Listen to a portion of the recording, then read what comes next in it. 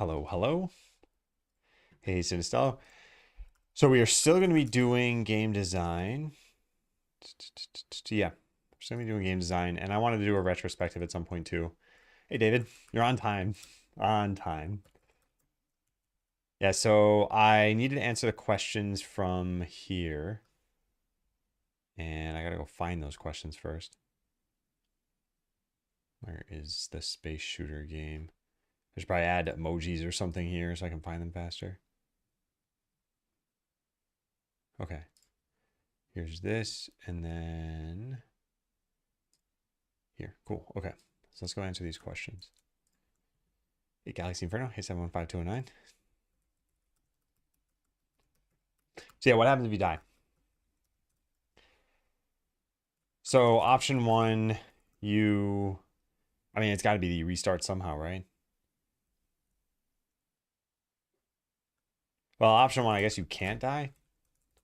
Option two, you restart with nothing. Option three, you restart with something. That's pretty much it. Yeah, that's pretty much it. It can't be that you have to, your game slot gets deleted or something. I don't think I like this idea of you can't die. Not a fan of this. This is how the dungeon racer worked. But that would be game 3. This would be game 7 or something.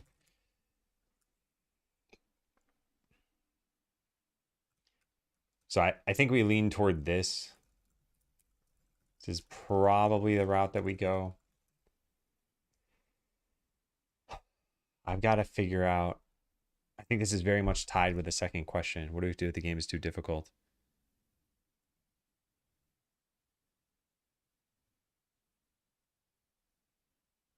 Hmm.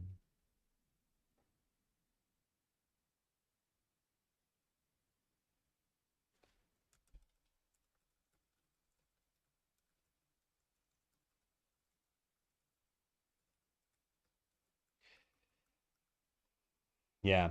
What do we do if the game is too difficult?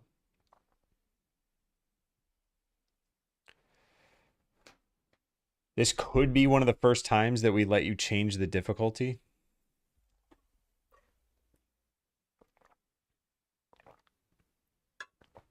I don't love that idea. Could be that the mimic helps you out. Maybe they offer to lower the difficulty by doing something for you. Like, hey, it seems like you're struggling. Do you want some help? I can't. I won't get my money back if you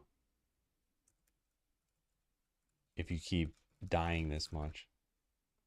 Something like that.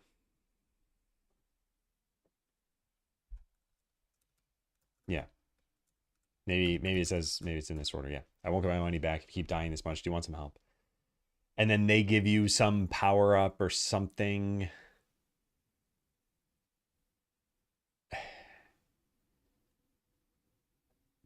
We need to think of when this would happen. It'd be after like 5 deaths. Is it only if you're not making enough progress? It would also kind of indicate that, yeah, you are starting from scratch every time. Maybe this just isn't a very hard game. The only way I would want to go this route is if the game isn't very hard. Maybe we don't even answer this question at first. We just pencil in an answer. Yeah, I think that's what we do for now. I like that idea too. It'll be clearer once we have some game developed. Upon dying upon dying, let's go up here. I don't know how difficult this game will be or how playtesters will react.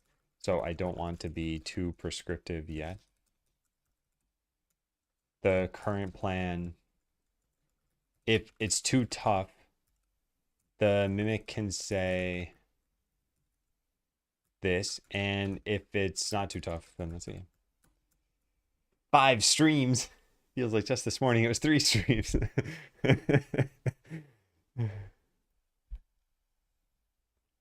nice. Okay, I'm pretty happy with that. So in answer to this question, this is fine. Now, what do we do if it's too difficult? I guess we answer that too. And what's the reason for the quick time event?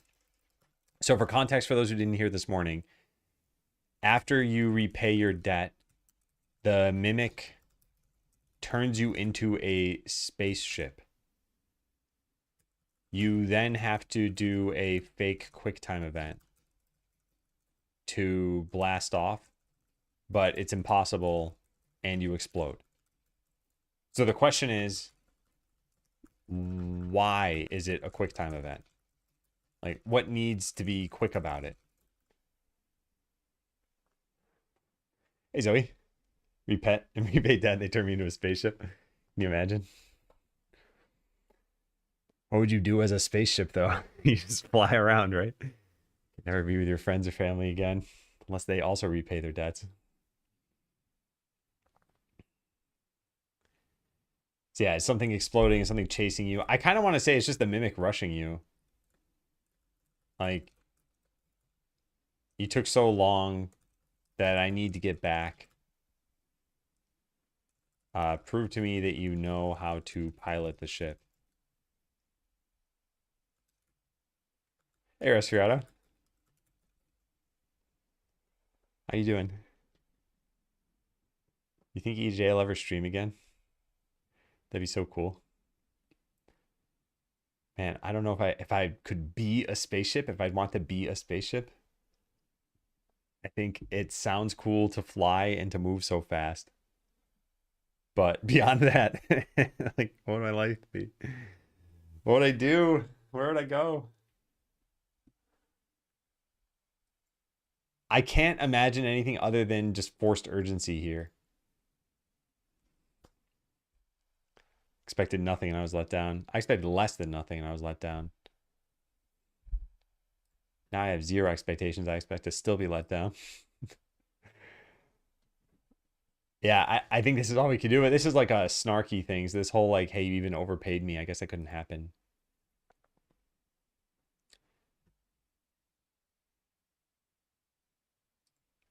Thanks for all the loot, even if it took forever. Well, yeah, so here's what we have right now. Let's try to rework this. Hey, Jess, happy 7 streams. And Zoe, thank you for the resub. Happy 9 months. I got fired, so here's 3 months of subs. Fired? Really? Do you want to talk about it? Oh, the kid, I'm completely exhausted. What about you? I'm doing well. Yeah, I'm doing well. Are you able to sleep yet, Resfriato? Because I feel like that's the first major struggle. It's like, okay, there's a kid in the world. We're now charged with taking care of them.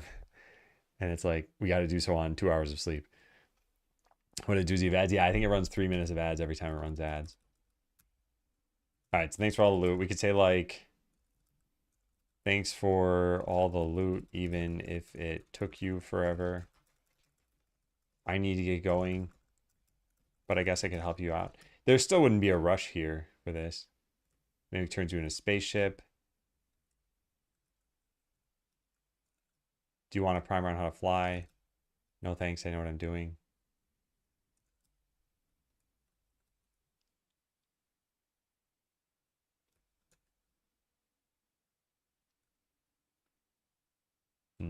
No, this doesn't really make sense.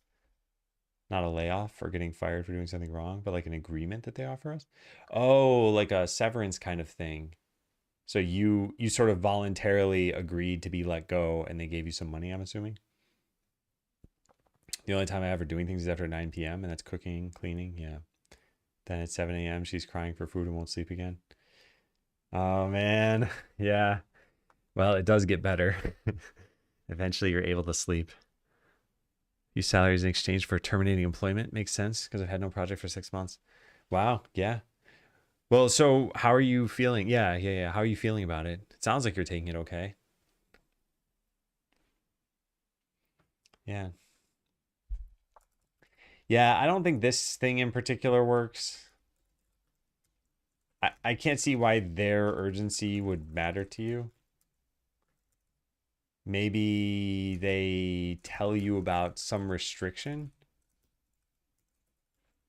Like, if you don't fly, you'll explode. I don't know. Yeah. Happy about it. Never had this much money. If I don't find a new job, I'll be sad, but I'm fine now. Yeah. Okay. Okay. Good. Yeah.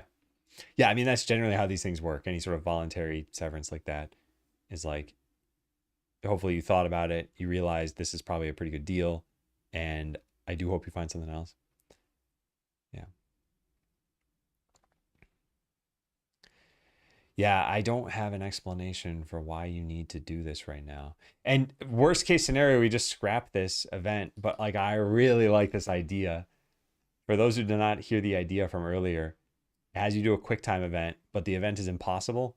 So normal QuickTime events are like press, B, Y, X, X, A, whatever, L or something like that. So press these buttons and then it triggers something. You win. In this, it's going to be like a cat emoji, like a button you don't even have on your controller, like a G button, an upside down controller glyph or something like that.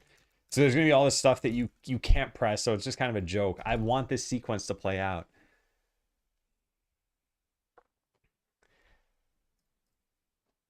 And I just don't know why it's got to be a QuickTime event. Maybe it isn't a QuickTime event. Oh, I'd love to theme it that way. Yeah, maybe it's just an event. Maybe it's just an event.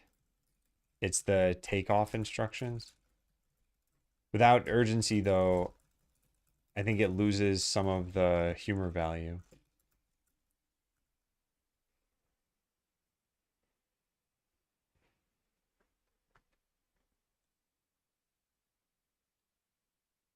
Peter Griffin on TV. I've seen Family Guy. I don't know what you're referencing there, though.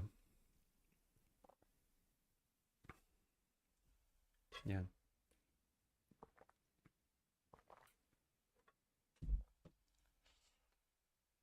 I've been doing really well. Yeah. I think, you might have seen me on Monday. I'm not sure if you have, but I go over my tenets and I really only have three. One is sustainability, just make sure that I'm doing things such that I can continue to do them. The other is to take breaks, which I've been pretty good about. And the final one is grit, which is that not every task is going to be fun. So sometimes I need to just hunker down and do something. I think this one's been struggling a little bit lately. And part of the reason why is AI. OpenAI, Codex, ChatGPT, the whole trio of that, which is pretty much the same entity. You get a weekly quota that you can use, and they reset it, and they give you these like manual resets, and I feel compelled to use as much of this as I can in any given week. So Sunday, I had 100% remaining, and they were going to reset it on Monday. So I'm like, okay, I got to use as much as I can. You can link it if you want, Resfriato. So on Sunday, I did like 8 hours of work, and I shouldn't have. And also that I felt like, oh, well, I'm, getting my money's worth out of this thing. So yeah, that's the only real issue I've been having recently. Everything else has been going pretty great. All right, yeah, I'll take a look at this some other time about the QTE in the space game. Let me copy the other one.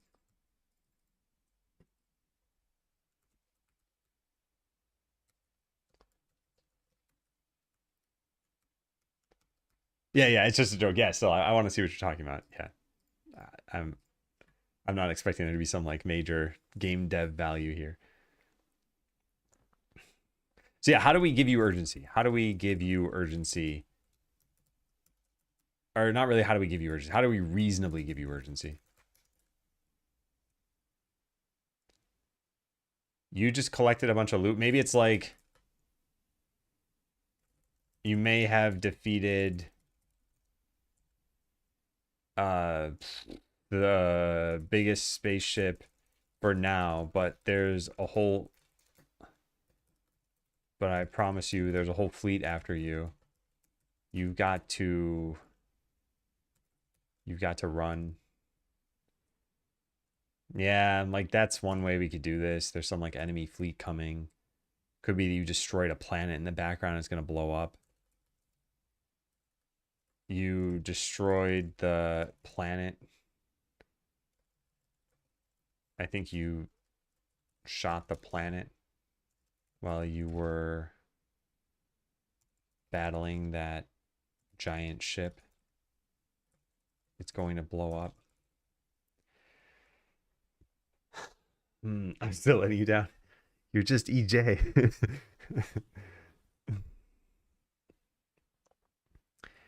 So you're saying you need more AI allowance? No. I don't. I'm not saying that. I'm saying that, like, imagine if Netflix said, you can watch 3 movies per month, and you're signed up, and it costs you whatever. Let's say $5 a month, and they give you 3 movies for that time. And then all of a sudden they're like, you know what? You have 10 movies this week. Because I'm paying for it, I'd be like, okay, well, I should probably watch 10 movies now. Like, I don't really want to watch 10 movies, but I want to get my money's worth. So it's not any more allowance. It's that when I'm given more, I'm like, I got to consume it all. Yeah. EJ, yeah. This is terminology we need to catch on. It has. I've intended to try and use all my usage limits for ChatGPT and Cursor. Yeah, and sometimes you have tasks where it is perfect. You're like, oh my God, I got extra. I really needed this. This is I'm in a development mode right now. But I've been in what I'm calling stabilization mode, where I'm not trying to develop new games. Honestly, my to-do list now has gotten to the point where I don't think AI is going to help for almost any of these tasks in a pinch. I need to still plan, and I need to do a little bit more. But every once in a while you have tasks that are like, write this tool, here are the requirements, and yeah, you just feed that into AI and you have your tool. Great, now go review it. But it wasn't that simple for me. Credit usage inflation. Yeah. It's what Kevin was talking about with induced demand. Like, I think they're not doing it for altruistic reasons, but, and I don't need to work on a Sunday and do this. I could just avoid it. Yeah. I think part of what's neat about this, I spent 2 years making Skeleseller, and I feel like I could, in the next 2 years with AI, make a game that is a much larger scoped game. And it's fun to feel like I'm sort of cheating the system right now, even though I'm not really. It's still a ton of work.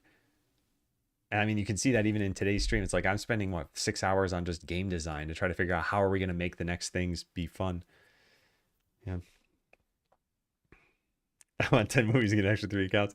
No, yeah, I haven't done that yet, thankfully.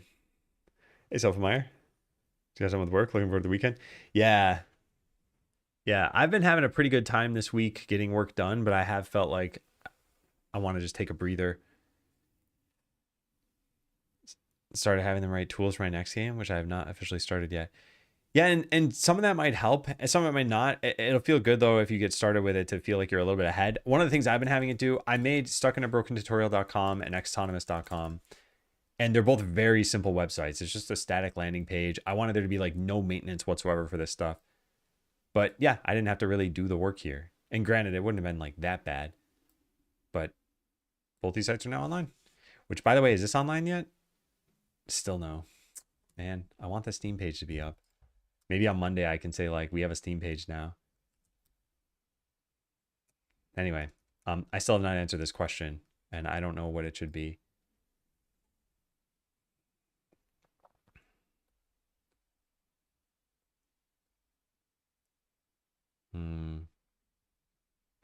This is the best I can think of so far. Like, you need to get out of here, but you already know that the spaceships don't hurt you.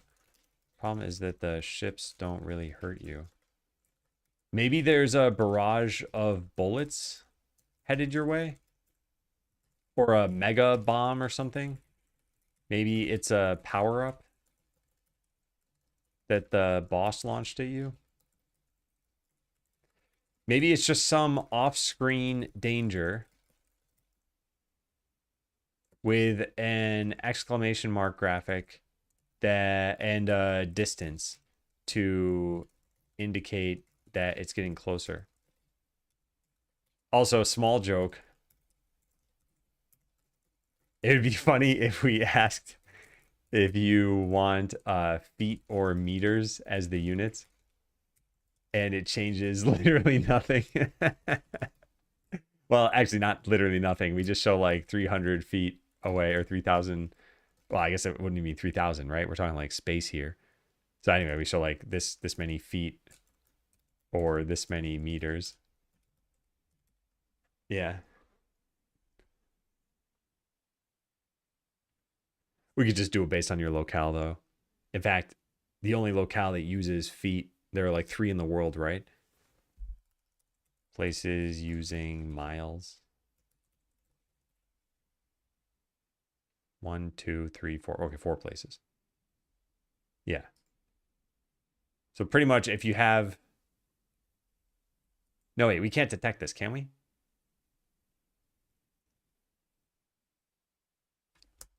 Can you C# detect locale? You can tell it's in English, obviously, but is there a country code associated with it? Current culture, blah, blah, blah. Okay, yeah, I want to do this. Just copy paste this whole thing. Wait. This is trying to use DLLs. Apparently we might be able to do this. All right, let's try this. C# playground. What does this print out? Region info does not exist in the current context. Where is it supposed to exist?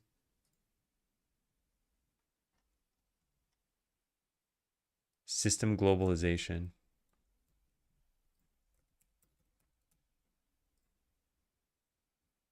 Oh, this is running in some sandbox. I'm an idiot. Okay, let's try that again. Temp s program.cs paste .NET run program.cs. What does it print out? United States. Okay, yeah. So this would work. And what is this the English name of? Region info. Yeah. Yeah, so we could do that. I think it'd be kind of funny. We could just do it silently, actually.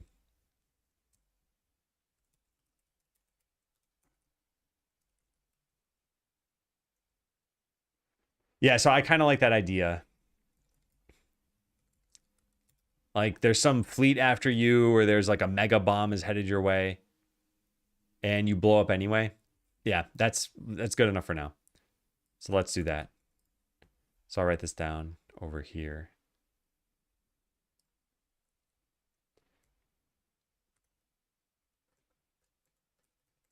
I've got good news and bad news. The good news is that you paid your debt. Overpaid, in fact.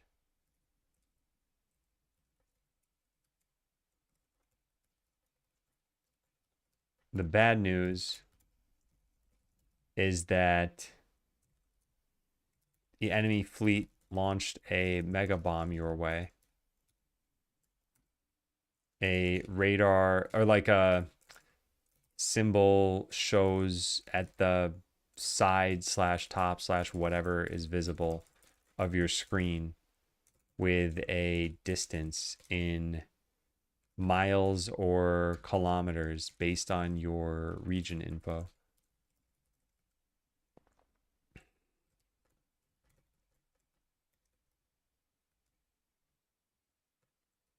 I guess I could help you out.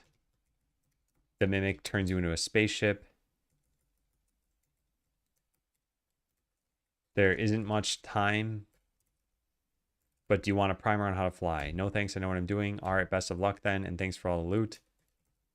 The mimic leaves. The game enters a quick time event.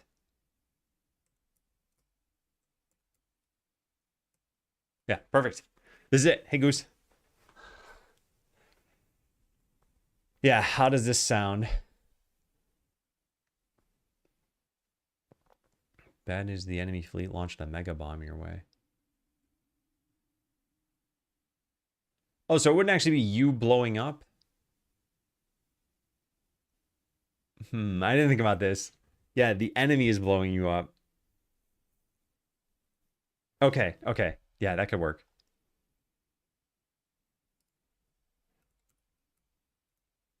As the mega bomb reaches you and explodes.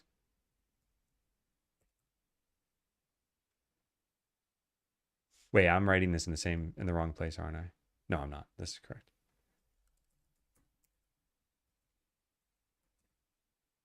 You respawn in the architect's realm as a spaceship.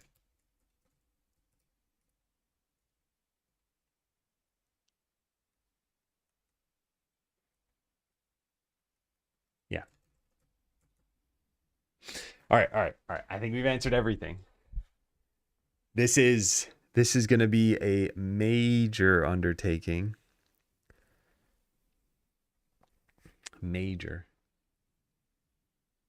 But I'm glad we went from top to bottom. So we have answered 2 of the games, right? Sidekick in Space and Space Shooter. So we're just calling this one Space Shooter and we're calling the other one something else. It's not actually Sidekick in Space, is it? Backtracking platformer, that's what we're calling it.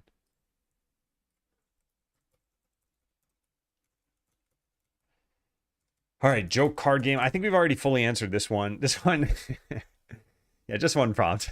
Knock it all out. Be done in like an hour or 2. Set it to fast mode, be done in 10 minutes. Hey, 9. All right, so the entire game is just a play on how card game usually means game with cards. But this would be a game with a single card that you play and then move on from.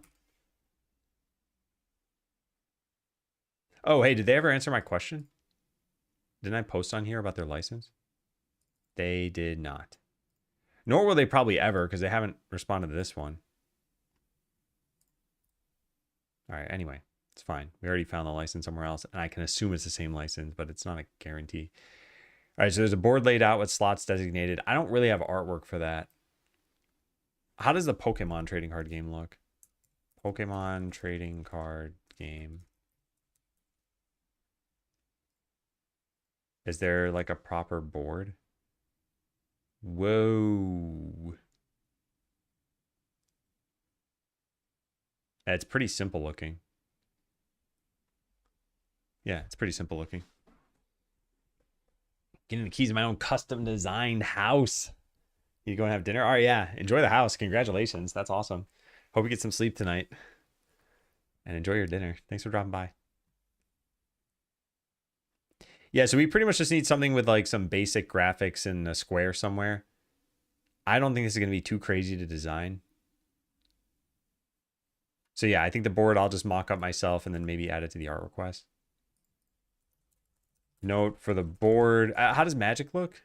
Magic the Gathering. Matte layout.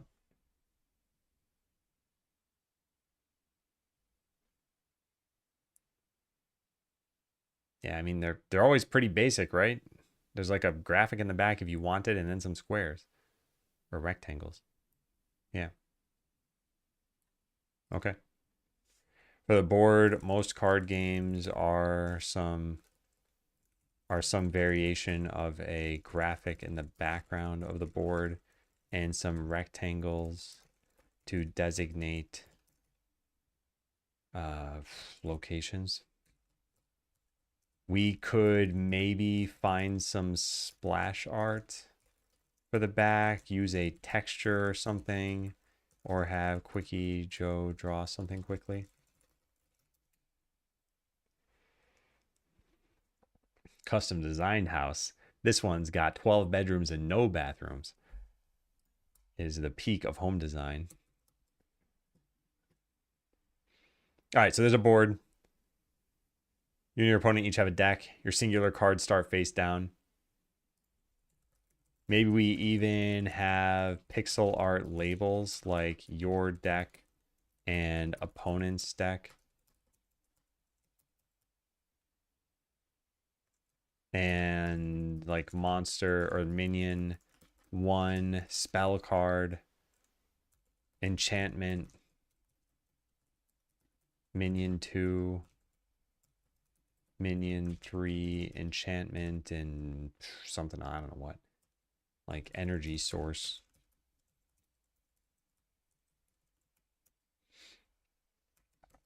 Can you imagine? I think spaceships Zoe can imagine. Spaceships don't need bathrooms. All right, Dora says, welcome to the darkness within, the realm's most popular card game. You're battling High Lord Magtharok, ruler of the Shadow Realm and keeper of the Forgotten Tome. Maybe it's Tutorial Man talking to you. Maybe he has the same spread as the farming game. Not sold on this yet. Even in this round, we play by the rules. Flip a coin to see who goes first. But I do like the idea of someone guiding you. All right. Flip a coin to see who goes first. It lands on player. Start by drawing a card from your deck. You draw the card. Your deck is now empty. How do we do the card drawing? Probably something like custom shader effect that we do. It says Dark Elf Mage. It's got some numbers on it and stars that make no sense. It's got text that makes it sound like it's going to do something amazing. Summons a Void Skull that attacks once per turn for the damage listed. Wow, that's a powerful one. You have exactly enough energy, purple gems, and leaves to be able to play it. You play the cards and UI changes. Oh yeah, we need that too, right? Also probably need some UI. It could be in the board itself for like energy and made up reagents. All right, you play the card. It could be a joke achievement.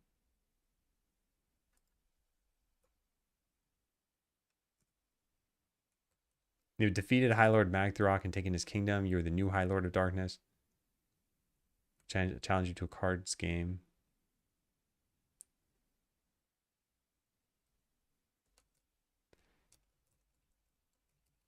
Get a virtual cursor you can move around. You have to press interact on the skull on the card.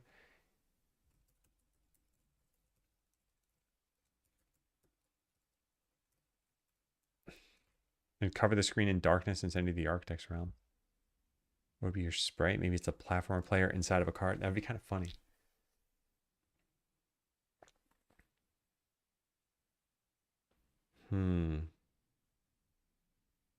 Maybe it's the mat. Maybe you're the game mat. It would have to be colored like you if we do that.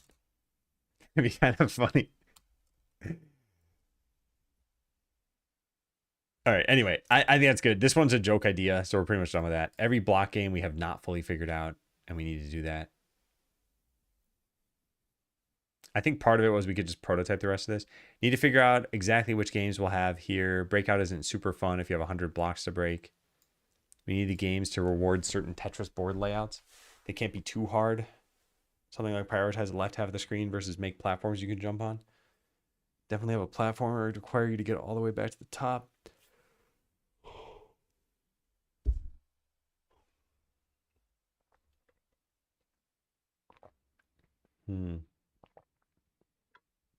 Yeah, so we got to do some proper game design for this.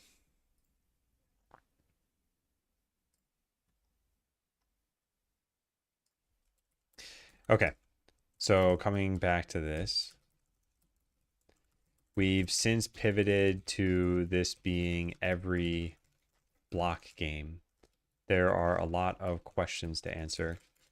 So what are the specific games that you play here? What happens if you lose in one of those games? How do you leave this game?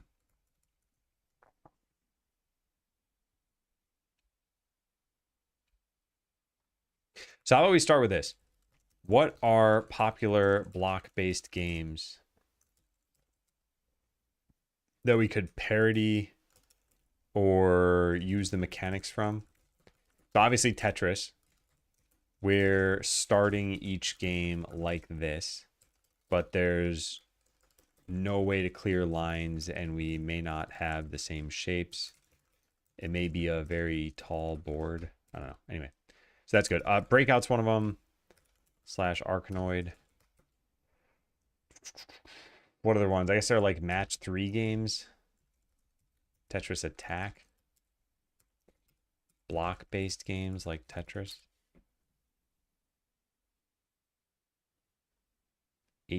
14 games like Tetris, what's it? Oh, Lumines. I played this. I would not call Gorogoa one of those games.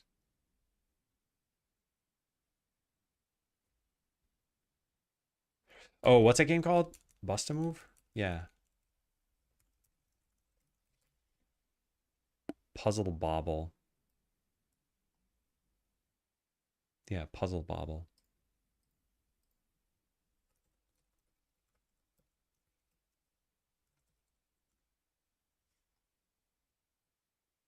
Well, they capitalized it.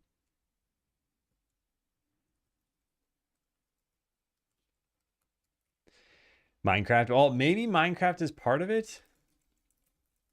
Maybe this is how you leave. You can dig and build and whatever. Dig Dug kind of counts. Love those bubble games.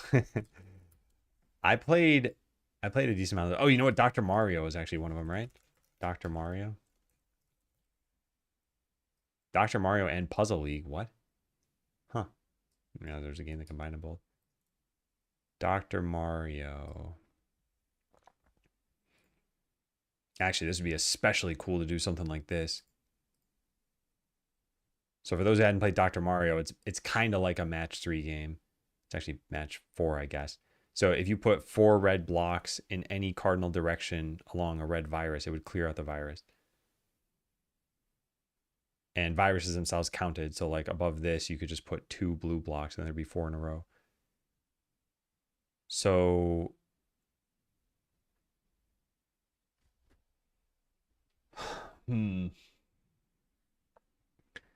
these games wouldn't be too bad to prototype. But yeah, I guess I'm getting ahead of myself. I just want to think about these games for right now and not even make them yet. There was the original Yoshi. This was a game about swapping columns of blocks.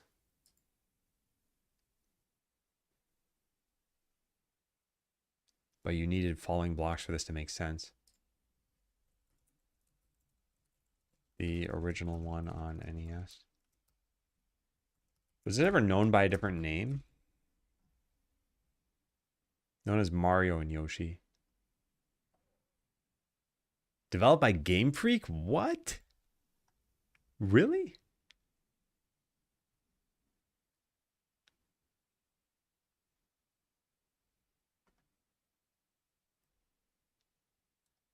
Yeah, wow. That's the only game I played from them before Pokemon. I'm surprised. Huh. I did not know that. What other block games are there? I guess Bomberman kind of counts. Let's see. Top NES games. Not really best selling. Yeah, like something like this. I just want something that's got pictures. This is not the kind of pictures I wanted.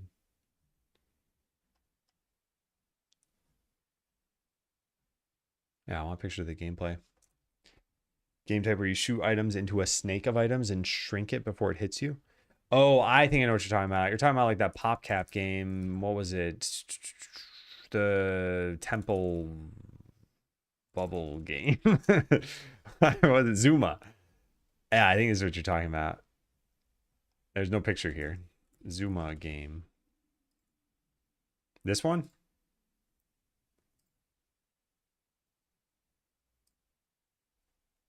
Yeah, based on your description, I think you mean this. Bomberman was a great game. Yeah, stuff like that. Yeah.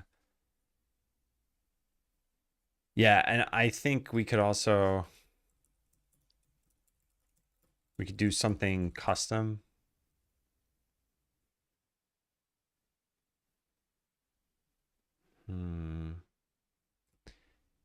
What happens if you lose one of the games? What happens like what is the strategy for each game and how do we stop you from completely bypassing the strategy?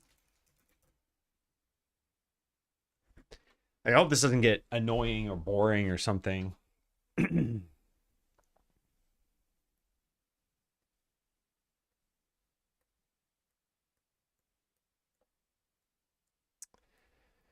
Yeah, I still want to look up what are the top NES games and find someone's like ratings, but that has pictures of each game. Yeah, this is great. All right, I just want to see if there's anything I'm missing here. Oh yeah, a platformer. We could just do that. Generic platformer. That's already on the list, actually. Bomberman. Yep. Hmm. Now, I have not played all these games. I'm not going to look into them too closely if I haven't played them. I'm just trying to refresh my memory on what games there are.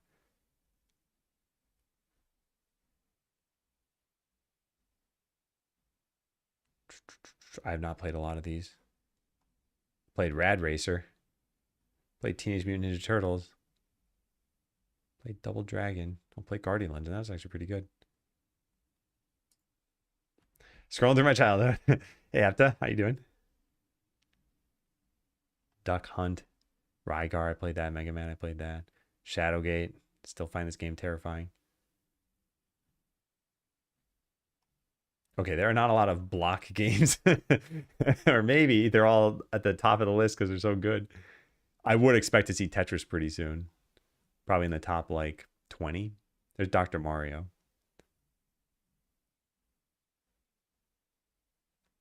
Could we do an RPG with this? We turn all the tiles into like doors and treasure chests and stuff. Could potentially turn blocks into RPG tiles and play out some really simple rogue like game. Can you do a stream to explain all these internal Google services? Yes, I can. It's coming up tomorrow. Tune in on Saturday where Adam explains everything. Okay, now we're getting to the good games. They rated Mega Man above Mega Man, what, like 3 or something? I played Mega Man. Mega Man 6 was still on the NES, right? Yeah, I played this one a lot. I don't actually think it was like a great Mega Man game, to be honest. I really like Mega Man X. All right, now we're in their top 20 list. Blaster Master, good game. Castlevania. Crystalis. All right. Bionic Commando. Yep, yep, yep. Bubble Bobble. Oh no, Mega Man 4 was the one that was rated lower. Yeah, here's Tetris in the top 10 for them. Zelda's coming up. Mario, all the Mario games are coming up, I bet. Final Fantasy, Contra. Yeah, Mario, Mike Tyson's Punch Out, Metroid, Castlevania, Mega Man 2, Zelda, Super Mario Bros. 3. Yeah. Okay, just curious. So, what if it doesn't alternate between the Tetris mechanics each time? Oh, yeah, we used Blaze. And I guess Garrett as well. And now at Apple, you're probably using all sorts of different stuff.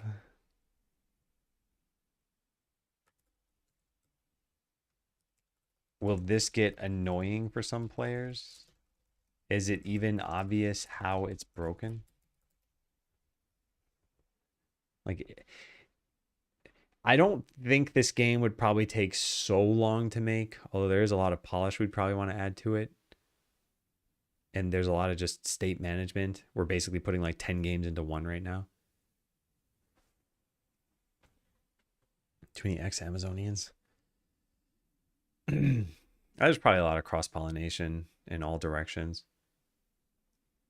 Because I think the tenure at a lot of these companies is not super long.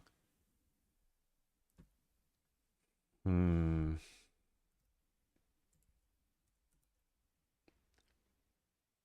Yeah. Hmm. Well, we don't need to do 10 games in this. All right, so now which ones seem like good candidates for this game? So Tetris is the base idea and how you fill the board. Rotating probably doesn't matter too much unless specific shapes start to matter, like in the platformer. And again, this might be too hard for people to play. I don't actually know. So Breakout, this is an easy one to do, but I don't think it's very fun.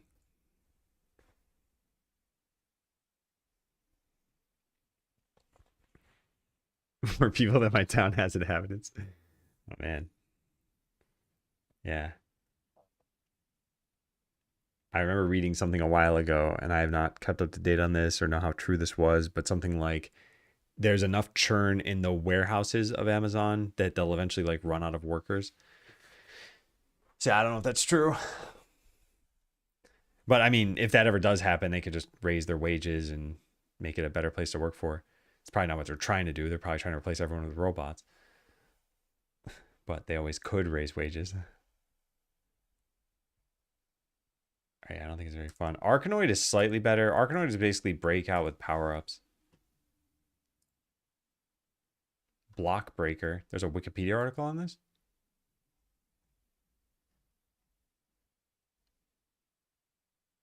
I mean, it's on breakout. I guess legacy is the part that we're supposed to be looking at here. Yeah, it's not that helpful.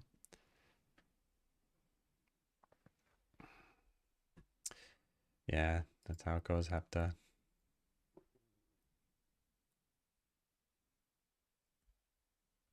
Yeah. Actually, I haven't heard that about AWS. I heard that there's also stringent testing requirements and everything. So maybe it's different in different parts of AWS. All right, Yoshi, I think it'd be hard to do without falling blocks. Bomberman, I think could be fun. Bomberman sounds interesting, but I don't know how it would work. Maybe we have to hide some gems or something in the board, and you need to unearth them without blowing them up. That could be kind of interesting. Maybe hard to do this dynamically. Open source on GitHub, nice. I'll just copy paste it all and put it in here, and we'll call it my work. I made this. Puzzle Bobble, I think, is like perfect. Puzzle Bobble is pretty much what I was designing with the drills. I think it would work. Your goal is to just drill out the whole board. Maybe you have to do it in a certain number of drills. Maybe you have to connect the colors. So colorful pieces are probably needed for this. I should write some like conclusions section down. Conclusions. We probably need colorful blocks. Or maybe the colors can change within a block. If there are 5 segments, we could randomize the colors. We could eventually steer those colors toward the game that you're playing.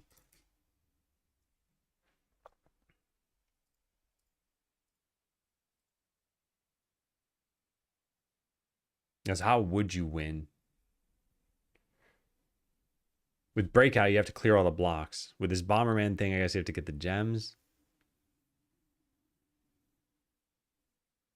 With this Puzzle Bobble thing, maybe you only get so many shots.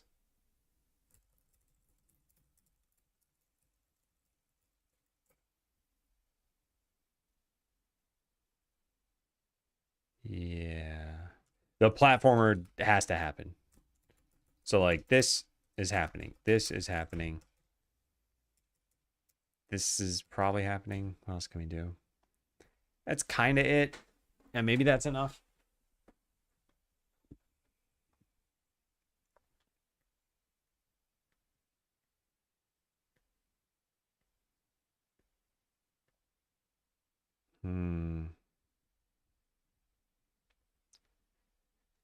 For those who want to get some context here, by the way, the idea for this game was that you would be filling a Tetris board and here we go. So you'd be filling a Tetris board, but when you complete a row, it does not clear that row. And that means you're forced to just fill it to the top. And then when you get to the top, it changes games into something else. So it might turn into like Breakout and you need to destroy all the way back down to the bottom. So then you fill it up again as Tetris, and then it turns into Bomberman and you're like blowing up entire segments here. And then you fill it up again and it turns into a platformer and you're actually supposed to make a character jump to the top. So how you filled it might change whether or not you could even do it. And I think this is like, it sounds moderately fun. It doesn't sound like it's super fun. I could totally see this being like a tedious game. Yeah. I think we should probably do like 3 cycles at most.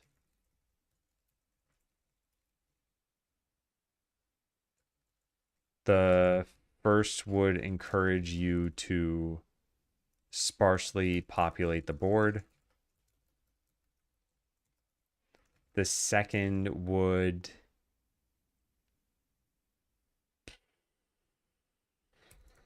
maybe, but it would have to change how you populate it.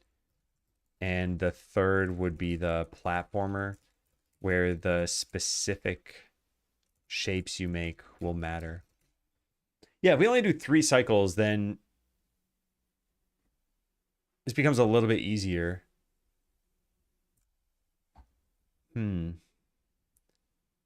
So the way that Puzzle Bobble worked, at least, is you had. Where did the picture go? I think I closed it. Puzzle Bobble.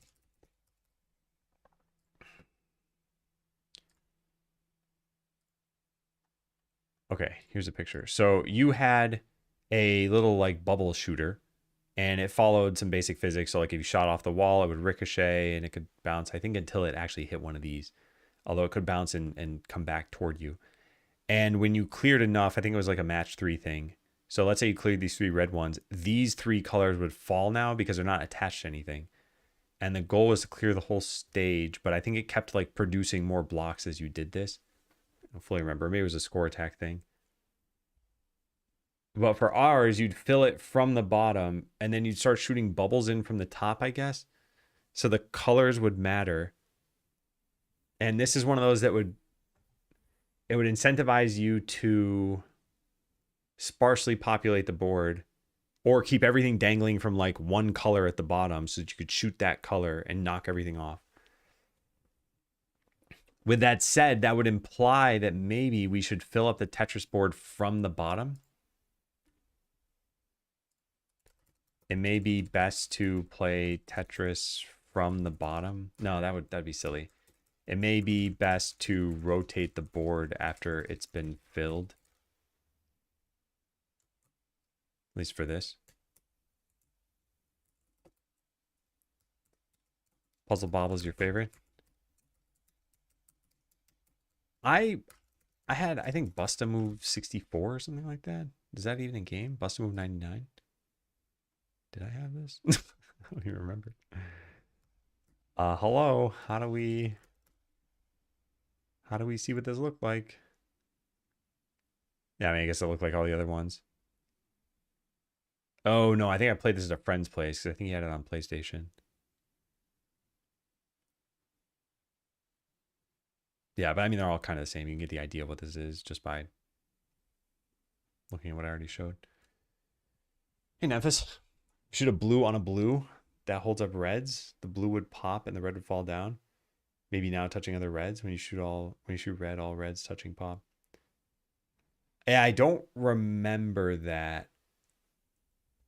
I remember it being that they just fall if they were disconnected. So like in this level that you see here, if you destroyed this red one or this red one, the entire like segment here would just fall off. And I don't think, I guess there could be something over here that they'd connect onto afterward. Oh, for my game. Oh.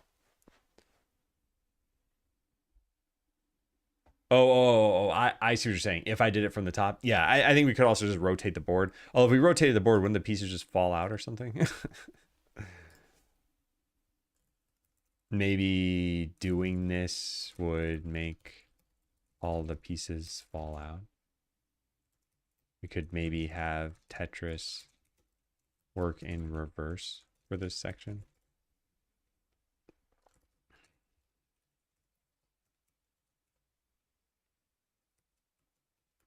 Sub game. Or maybe this one just doesn't work. Or maybe we turn it into drills or something.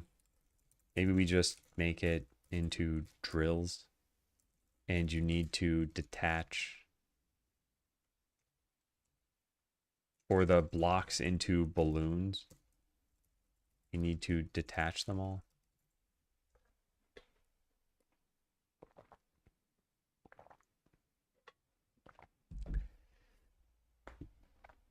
Yeah, with almost any game, I think figuring out what are the what are the basics of skill expression that are expected out of the player? So if you look at Tetris, just regular Tetris, there is some amount of dexterity involved, planning, reactivity. I just want to go to some like screenshot of Tetris. Yeah, here we go. Yeah, so you can't just do everything totally at your leisure. Like blocks will continue to fall. You have a lose condition. But then you look at a game like Baba Is You. It's like this just rewards thinking. There's no like you got to do this in the next 2 seconds or you lose. Or at least I don't think there was any of that in this game. And yeah, I mean it's a typical puzzle game. Then you look at something like a first person shooter and it's like, all right, you need a lot of dexterity and quick thinking. You rotate the board, everything starts to fall out, suddenly becomes pinball. Pinball could be kind of interesting for this. Pinball is kind of just breakout though if you think about it.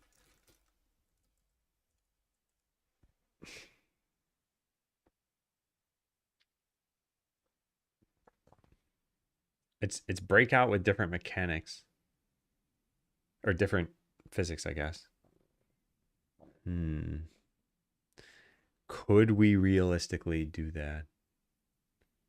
I mean, I guess we could just literally give you like pinball flippers and paddles and bumpers and everything. Pinball, kind of a stretch.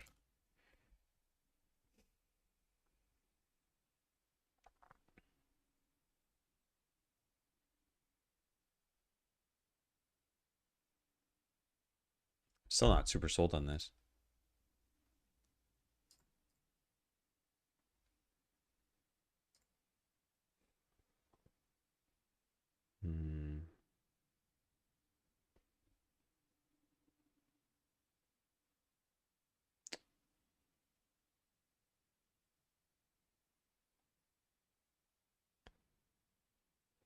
Yeah, I'm not sold on this.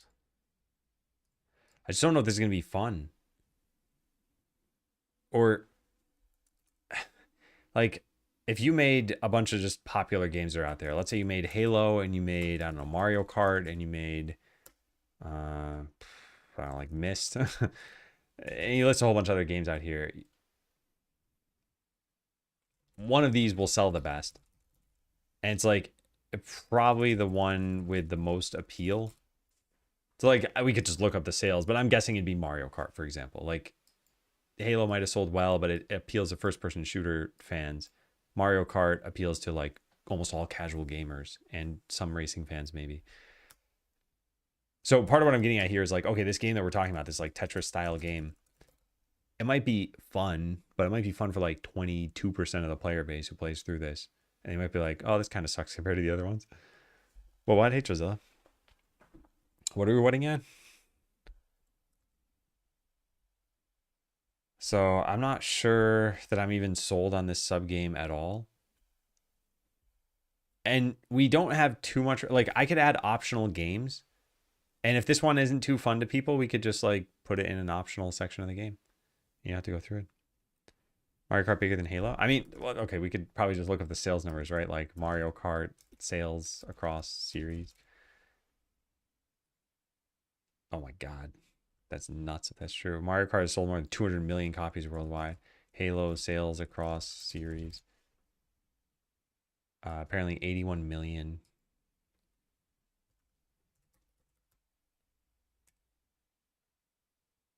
Yeah. Yeah, so I guess Mario Kart has sold more. Mario Kart is super popular. Yeah. Also, Mario Kart's had, I think, more entries in it than Halo has had. But that's nothing compared to Minecraft. You look at like Minecraft sales, it's nuts. 300 million lifetime sales, and it's just one game. I don't know. Oh, wait, no, 400 million apparently. Yeah. Now, maybe Minecraft Dungeons or whatever is considered as part of this. Oh, hey, they have it here. Yeah, best-selling games of all time. Tetris, 520 million. Minecraft, 400 million. Mario Kart 8 alone was 80 million. Yeah, this is nuts.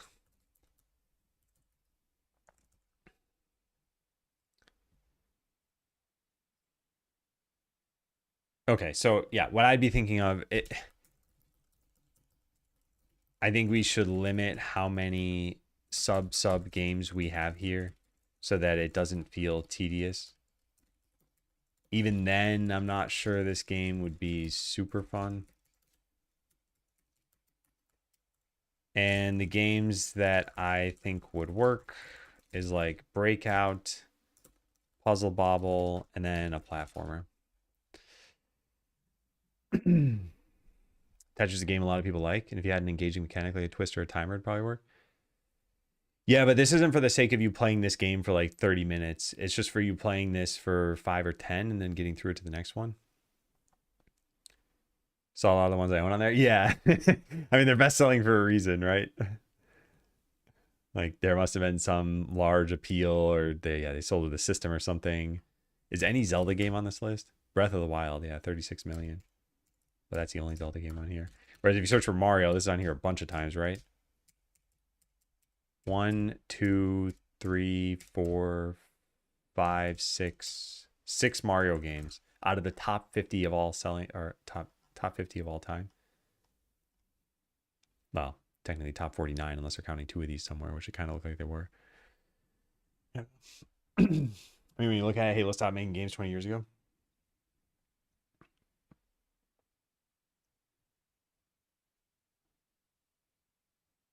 Yeah.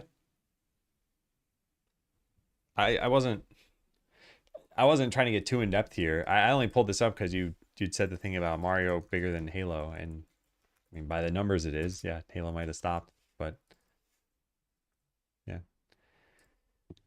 Hey, Abyssus, why is Skeletor not in the top 100? It's probably number 51. Pokemon's probably the most common up there. Yeah, it's neat seeing this. It's also neat seeing what a runaway hit looks like in the video game world, because I wonder what it's like in the movie world. In fact, actually, I had a question the other day that I should look up at some point, which is like, how much are the hit movies making from, let's say, like the year 2000? How much are they making today every year? Because it's not zero, right? There are streaming platforms and everything, so they're making some amount of money. Is it like millions of dollars still? Is it hundreds of thousands? Is it just thousands? I imagine it's probably still in the low millions. But yeah, what do I know? Okay. So yeah, these 3, and then you just leave somehow. Is this worth it? I think it's a neat idea.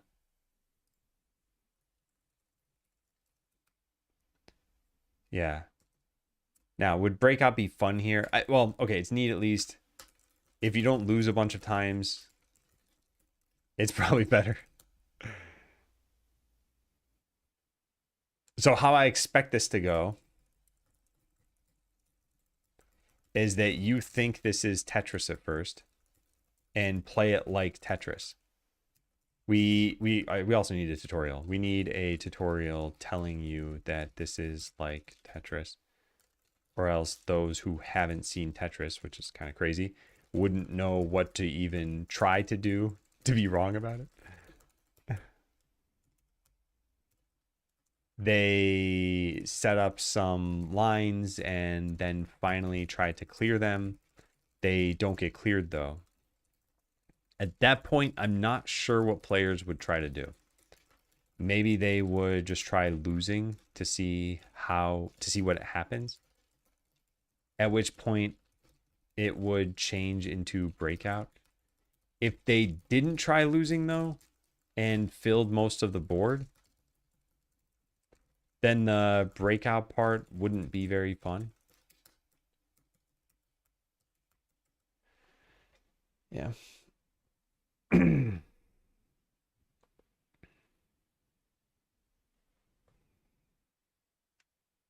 I want to start a series? No, this is just for Stuck in a Broken Tutorial. No, not Mario. I meant Mario Kart, whatever. Oh, no, yeah, I was talking about Mario Kart. Mario Kart sold more than Halo did. We were on the Mario Kart wiki. Yeah, this thing, right? 200 million copies worldwide, and Halo was at like 80 million or something, if I remember correctly. It wasn't just Mario. Mario sold a ton. We saw it was like 8 of those games in the top 50, right? Or 6 of them or something.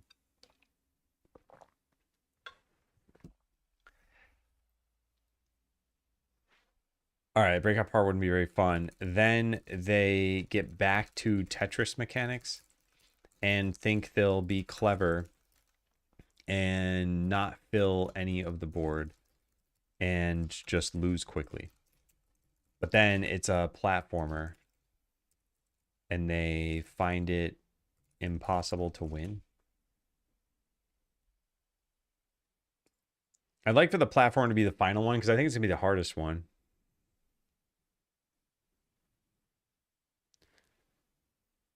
So we need something that punishes you. Don't want the platformer to be the second one, though. So I need some game that punishes you for sparsely filling the board. I think a platformer is the most obvious example. Then if there's a third time, you'd probably try losing quickly just to see what the game is going to be, since you can't possibly predict it.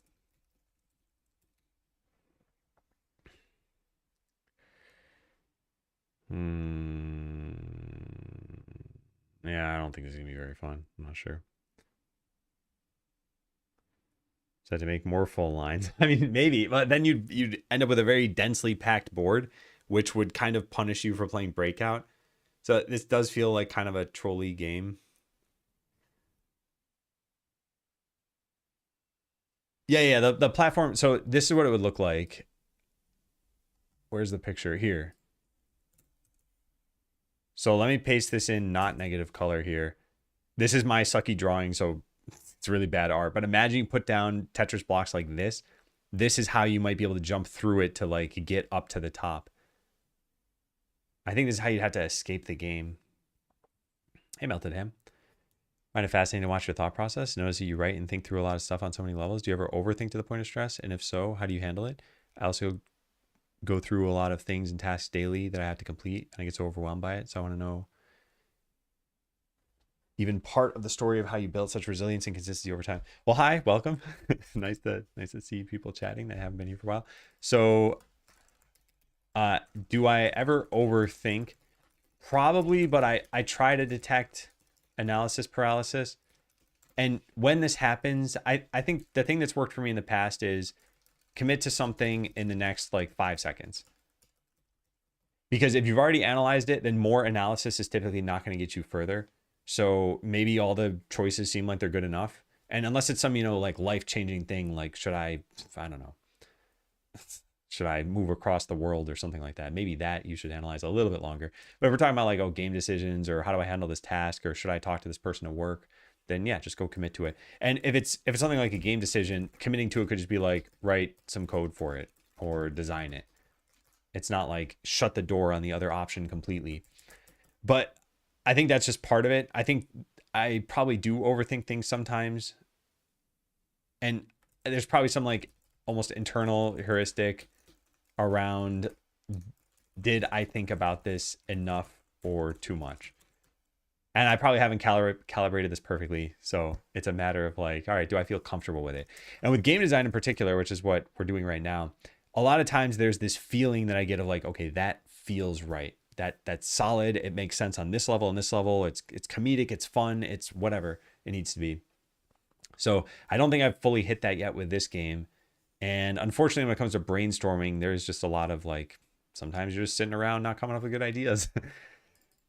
And then the other bit about getting overwhelmed. So I feel more overwhelmed by sometimes the volume of to-do items. And the way I've always kind of talked about this in the past is there are the 4 Ds. There is do, drop, delegate, and defer. So is an item going to get done or not? It is. If it's getting done, then you can do it. You can give it to somebody else. You can do it later. But if it's not getting done, then you drop it. I think this is the key thing for all to-do lists. You got to drop more items. And there's a book that I read called 4,000 Weeks, Time Management for Mortals. It's a pretty good book. It boils down to, we are mortal. We have about 4,000 weeks if we're lucky. So you can't do everything. So start cutting things out of your life that you might have wanted to do. And I think it's really important. So that's, I think, the best thing for not being overwhelmed is dropping stuff. But then there's stuff you do have to do, like, your taxes or take out the trash or whatever. And for that, it's just, devote some time to it. So it might seem like resilience and consistency. Honestly, this is how I think. So it's kind of natural to me. And sometimes it benefits me, and you probably see those benefits because I'm doing game dev a lot of the time, and I think it does benefit me there. But yeah, sometimes it's probably not so great. So hopefully that helps. If you have any other questions, feel free to ask. But how?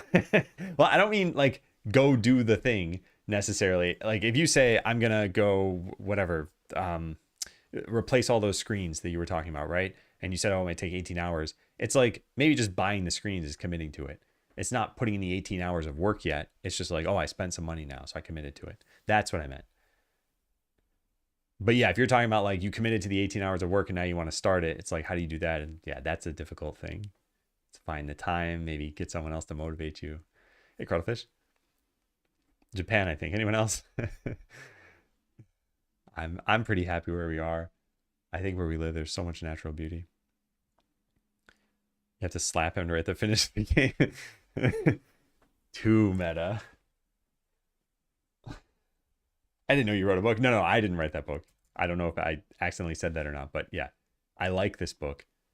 I do think it boils down to what I said earlier, though, which is like, don't try to do everything. So many productivity books focus on here's how you can get more done in a day and blah, blah, blah. And this book is like, you're not going to get it all done. So stop trying to do it all and become comfortable with not doing it all. And yeah, it's an interesting pill to swallow.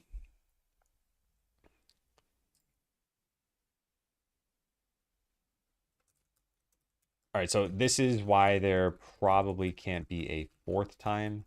Maybe for the third time maybe there's no third time. It's just breakout followed by platformer followed by end. I like that. That is wonderful. Yeah. So we subvert your expectations, what, like 3 times here, and then we're done.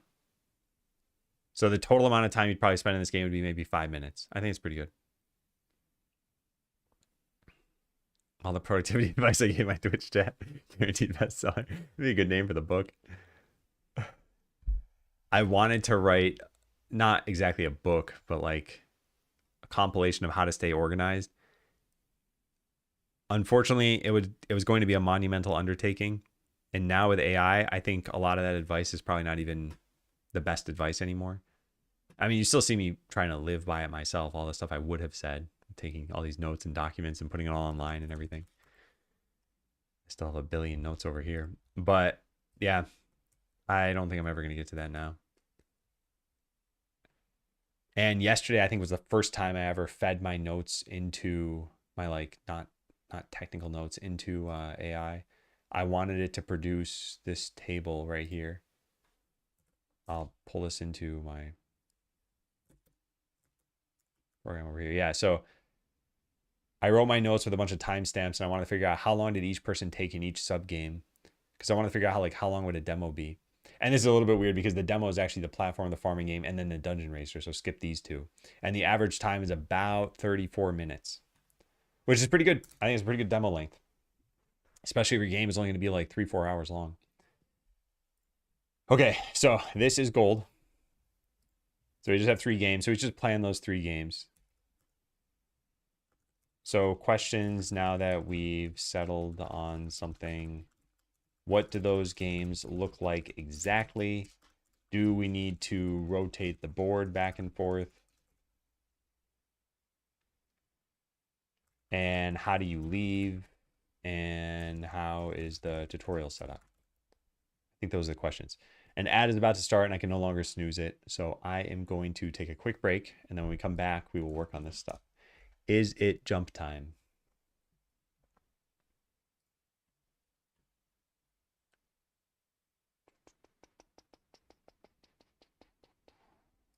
Apparently the computer doesn't think so. Is it jump time? It's jump time.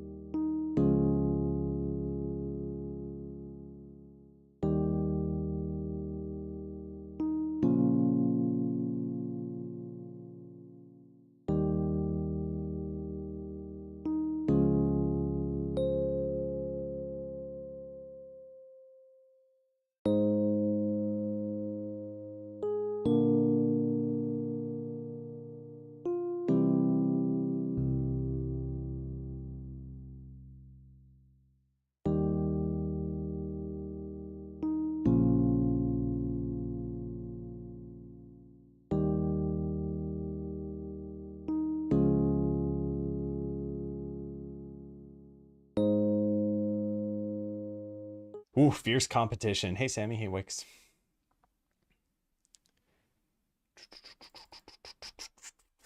Close the game. Galaxy Inferno. I read your message. Now I'm going to more aggressively say close the game. I got to figure out a better transcription service. All right. So, yeah, what do these games look like? So, we're not doing anything with colorful blocks, I guess. And, like, what shapes are we going to have? What shapes will we have for the Tetris bit? So, what are we thinking about here? It's going to be Tetris to breakout to Tetris to platformer to exit. Yeah, I don't think that should be too bad. Remember the usage limit? Remember your crippling addiction to getting your value out of your money? Remember that, Adam? It just shows me a picture of a dollar bill right in my face. No, make it stop. All right, we also need to figure out the size of the board. I wanted it to be something kind of tall, but I actually don't want you to have to spend too long. How big is an actual Tetris board? Tetris board size.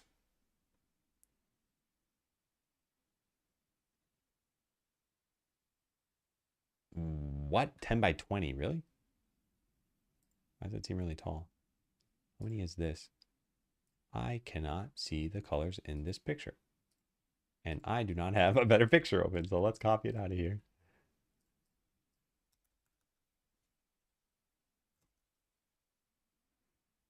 There we go. All right, so 2, 4, 6, 8, 10, 12, 14, 16, 18, 20. Yeah, okay. They weren't lying. 2, 4, 6, 8, 10. Yeah. And I looked up what is the legality of doing anything even Tetris adjacent. And I don't know where any of those notes went. Oh, here we go. Avoid reproducing familiar combination of 7 standard tetrominoes, 4 equal square cells per piece, 10 by 20 vertical well, bright individually outlined blocks, familiar preview hold. Yeah, so I don't think we need to worry about any of these things. We can change the size, we can change the shapes. We don't need line clear. There's no drop or blocking or any of that stuff. So yeah, should be fine. All right, so the Tetris board. Oh, you know, how big is breakout? Breakout. Maybe let's look at Arkanoid on... Wasn't it on the Super Nintendo as well? It was. And how large was this board? 2, 4, 6, 8, 10, 12. Kind of hard to tell at that point afterward. Maybe 14, 16, 18, 20. So yeah, probably about 20-ish blocks. Oh, EJ, do you know what we were talking about you earlier? Thanks for the resub. Happy 68 months. Pieces are insane, like diagonals and stuff. Actually, we could do that. Yeah, and I guess that would work better for the platformer. Well, Resfriato was here, and I said, hey, are you ever disappointed EJ never streamed again? And he said, I had no expectations for 2 years, and I was still let down. Then we said some very mean things. No, it wasn't very mean. So the Tetris board can't be too tall, or else you're essentially going to be punished for trying to fill it up. I don't know. Actually, it doesn't really matter, does it? You'll eventually learn the gimmick. Learn the gimmick pretty quickly.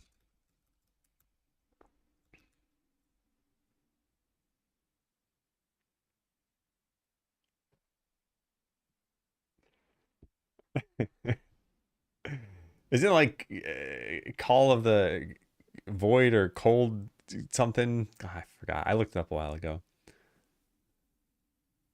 But yeah. So you were each talking about each other. Seems like you should stream again. Mine's room for 17 tall, if I count them right. Yeah, I don't know if it matters to it. What I'm worried about is that someone's going to fill up this board and then be annoyed that they're like, oh, now it's breakout and I got to clear it all. But I think we make it just move faster and faster to get you to the point where you just fill in these blocks, however. But then, yes, for the next time around, I think we do make it so that the platformer is a little bit easier. We start giving you zanier and zanier blocks. we should give you zany blocks that you maybe don't get in the first time around for Breakout. Is there a more fun game than Breakout we can do for this? I'm just still not sold on Breakout.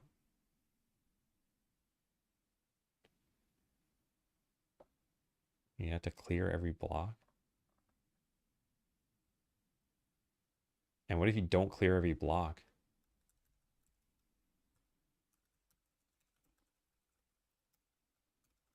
How do we make the goal clear to you that you have to destroy every block?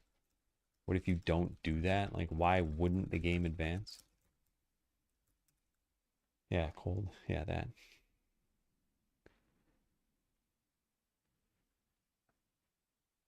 Don't tell anyone. Maybe we'll stream at one point if I want to release. Wow. Wow. AI's changing everybody. Hey, don't worry. I didn't read it out loud, so no one in chat knows. Let's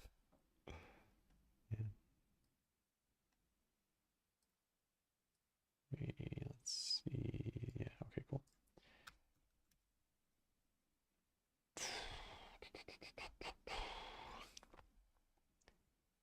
I'm not sold on the breakout part of this. I still want 20 Discord stream now messages. Don't you get those regardless? Maybe he's going to pop in here any second. He's going to say hello and a half, Adam. And then what are you going to do? Yeah, just one or two. Okay, fine. No 10x.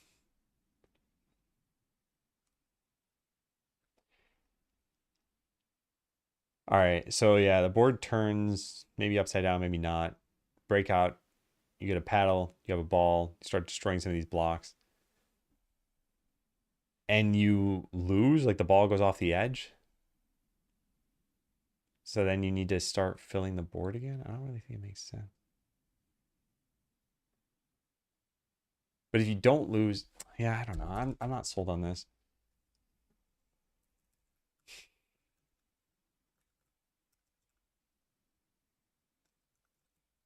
Maybe you lose in that case and the whole game resets. I think it would feel like a letdown. If the game didn't reset, then it would be trivially easy to advance and the humor would probably be lost.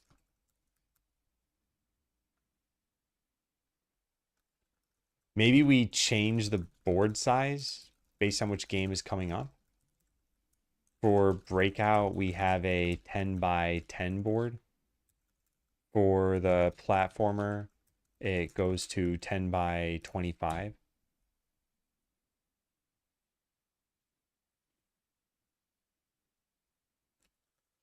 The issue is that you don't know what your task even is for either game ahead of time. Once you know what it is. Okay. Here's what I'm thinking. We revamp this completely. It is just a Tetris platformer. And nothing else. So you fill the board, you realize that you have to climb it with a character. If you can't, then you have to retry. That's it. And each time we give you zanier blocks. I think that's it. I think that's the idea. We've distilled it down to the essence that makes it not terrible. Oh, man. Yeah. So originally, for those who didn't hear the context of all this, originally I was calling this every block game, and you'd play like Bomberman, then Breakout, then whatever, and you keep going through this like Tetris section. Well, the problem is that Tetris section isn't very fun when it doesn't play like Tetris. You're just putting blocks down, wondering like, am I supposed to put them down like this? And I wanted to start rewarding you for putting them down on just like the left side or across the whole board or in like a U shape or something. But yeah, I think making this a platformer is the best possible incarnation of this. So this thing about colorful blocks, delete this. The thing about even telling you how to play Tetris, maybe we don't even do that.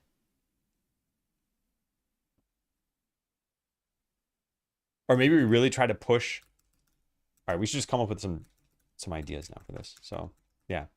This should just be a Tetris platformer and nothing else. Rationale. It wouldn't be fun to have to lose at Tetris just to figure out what you're even supposed to do. In Breakout, you want as few bricks as possible. But in like Bomberman, you may have wanted more. And I don't think it's compelling to like lose.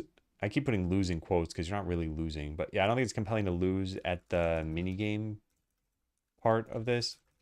In Breakout, if you fail to hit every block, well, it's not fail. That's not even how you fail at Breakout. You fail at Breakout because you lose the ball. If you don't hit the ball back, or like if the ball escapes, then we reset back to Tetris. Just doesn't make a lot of sense. Are there people who haven't seen Tetris? Probably. But I can't imagine it's many people. I almost wonder if I just like went into, nearby city in downtown and just stood around with a clipboard and I'm like, hey, do you know how to play Tetris? How many people would say no or what's Tetris and be sincere? And probably in certain age ranges, you'd find it more.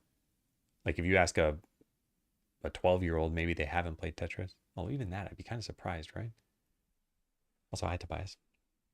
What if you reward them for trying to match outlines on the sides?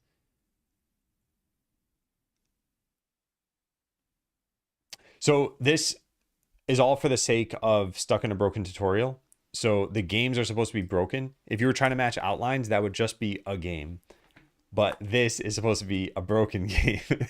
So each one of the games that we have so far is broken in some way.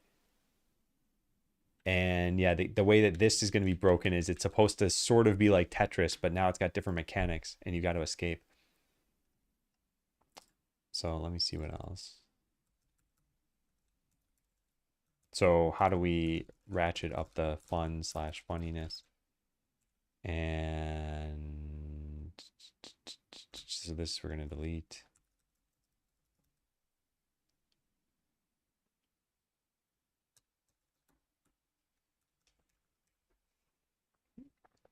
People playing your game and people who know about Tetris must be almost a donut. Yeah, probably is. Yeah.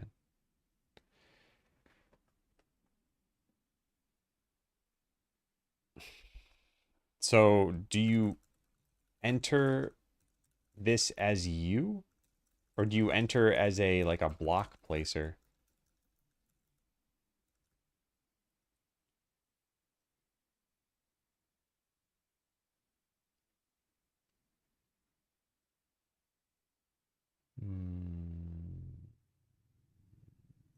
Hmm.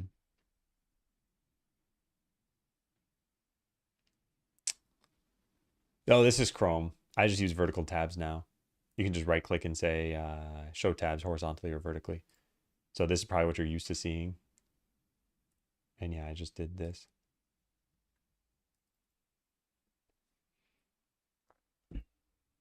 Yeah. It is pretty neat. The problem is I was using a theme for the last like decade probably. And when you gave something else the focus, so like if I go to VS Code, then this entire section would turn like bright gray. And it was so distracting. So then I had AI make a custom theme so that now everything is black except for the selected tab. Themes exist that make everything black, but the tabs weren't clear. I'm actually surprised now that I know how easy it is to make a theme. Like there's a Chrome theme store or whatever. Why do any of these even have bad reviews? Like how do they make it so fonts don't work? Like this one is 3.8. How is it even possible? I'm not going to go searching through this because I know there was some bad stuff when I read this before. Does Firefox also have it? I'm not sure. I would be surprised if Firefox doesn't have themes. Yeah, it has themes. So you can probably find something that you'd want. It can add graphics and stuff too. You can see here, I think. Wait, can it? Yeah, I think they can. Yeah. So for me, I just wanted something simple. I got something really simple a long time ago. Do they have like a top rated? Here we go. Top rated theme color, dark. Yeah, so something like this is pretty nice, I think. And yeah, black. It's just, true black. 00000. Oh, vertical tabs. Oh, sorry, my bad. Firefox vertical tabs. I don't actually know for sure. Huh. Apparently it's just a built-in thing in Firefox. Lives in the sidebar. Simply right-click the toolbar to turn the sidebar on. Yeah, I don't know. I'll link this in. Whoops. Why did enter not work there? That's weird. Hokey dokey. So we can't have you. We can't have some kind of like. What am I trying to say here? I had an idea where you would need to elevate yourself somehow. And that's where you would start placing these blocks. But that ruins the expectation that you'll be playing Tetris.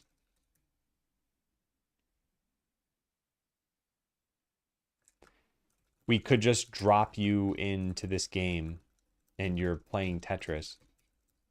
But then you're not actually there. Maybe you're in a control room and you come out of a door next to the Tetris board. Okay, that's a cool idea. Yeah. So that way you're still present and it's obvious that you're the one doing this. And if you fail to make the jumps, could there ever be a way where you couldn't get back down? I don't think so. No, wait, yes, there could be. But I can't picture the shape, but you probably... How would this work? Hang on, give me a second. I can't picture it. The question is, can you place Tetris blocks in such a way that you can... That like a platformer character could jump from the bottom and lock themselves out of ever getting back? I don't think so, actually. Like, there's an obvious way you can stop yourself from getting to the top. Like, if this is the Tetris board and you place blocks in just a straight line like this, there is no platform for you. So you cannot climb to the top because there's nothing to jump off of. But if you start at the bottom, is there ever a way you can stop yourself from getting back to the bottom? I don't think so. I don't know what that would look like, though. What if you got a platform here and then... I mean, you can't even place blocks like this. Tetris blocks have to be contiguous. So like it'd have to rest on here and then you can't get out of this. So I don't know. I don't know if this is possible. Maybe we just have a reset button in case there's some way I'm not thinking about this.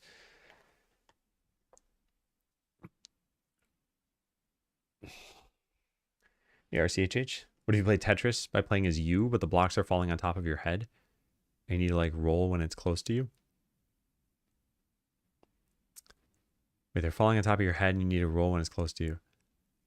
Oh, I think I see what you mean. I think there was a part of this in I Want to Be the Guy. Yeah, there was a Tetris room. So you were platforming on these blocks and someone was playing the game who apparently wanted to, destroy you. And if you got crushed by the blocks, I think you would die. And your goal is to make it up to here. Actually, this is remarkably similar, now that I think about it, to what I'm trying to design. I wonder if this is the case of cryptomnesia. I mean, you're the one controlling the board, though. And you don't know that this is your goal. I still think it's an interesting idea. I also don't think you could really make a game out of this. And just like in I Want to Be the Guy, they didn't make a game out of this. They made one level out of this. And the gimmick was that someone else was controlling these blocks. Okay. Well, I like this. Yeah. Your character starts in a control room and through a door next to the Tetris board. They emerge when it's time to climb. They re-enter when it's time to reset. Right. So the whole reason I hadn't written this down yet is because I was trying to figure out, how do you get back into the door? And I guess you can always just walk back down. God, I'd love to prototype this right now and try this out, but I don't think it's worth it because I don't want to get too sidetracked. But yeah, if we just take some arbitrary Tetris board, I guess we already have one open. Let's just look at this. Yeah, so let's say you're a platforming character and you got a little door over here. You come out of the door and you wouldn't even be able to walk into the board. So you just fail right here.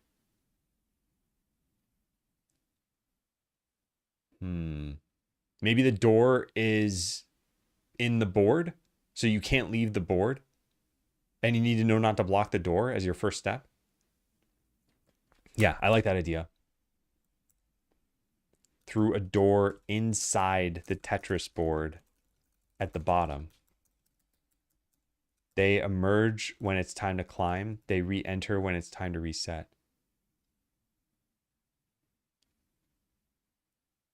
Yeah. Okay, so rationale for this is quite a lot.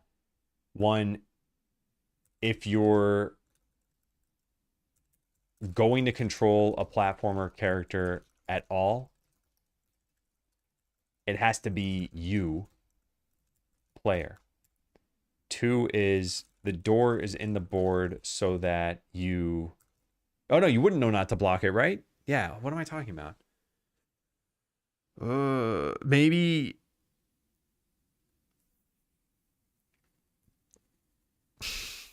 Maybe the character can still open the door and it destroys the blocks where the door was. Like there's a door underneath these two pieces and you covered it, and the player comes out and there's nowhere for them to go. Maybe you can't cover the door.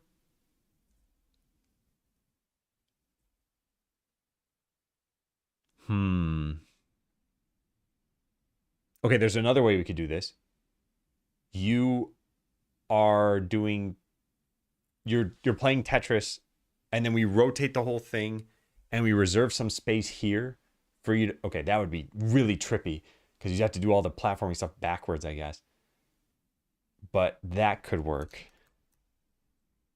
All right, so the problem with the door idea is that you could block yourself from being able to exit if it's in the board. And if it's not in the board, it may not be obvious what you're supposed to do. We could have you drop Tetris blocks. Wait, can we do it the opposite way? What if you were just going downward, but you didn't have the ability to dig or anything? Then I guess jumping doesn't matter, right? No, wait, then it's impossible? No, then it's too easy. Yeah, then it's too easy.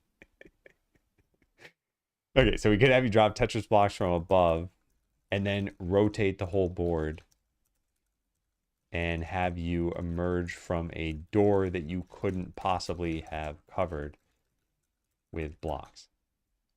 Yes. What are the blocks going down? Just don't sit on the bottom, but 2,000. Oh, that's smarter. That's much smarter. that's at least 50 times smarter than what I came up with. There's a point. Okay, amendment. You just can't cover the door is beneath the board. Yeah. That way we don't have to rotate anything. But if we want a hard mode, the rotation idea may still be good. I don't plan on doing a hard mode for this. Okay, so new change. You have the door down here. Let's just draw something. So there's some like extra couple of blocks, and there's a little door here. Nice. And you leave through here. And I guess this allows you to go through any section of the bottom, maybe? So like there's blank space on this side. You could go up here. But if you fully walled it in, you just have to go back in the door. Maybe there's a reset button over here too. Maybe this like fades in so you can see it.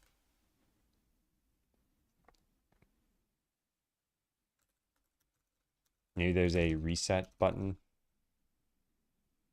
along the bottom as well that lets you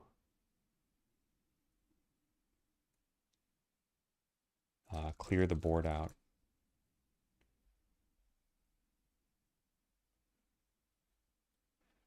The whole game with a hard mode? Every broken tutorial isn't broken the same way?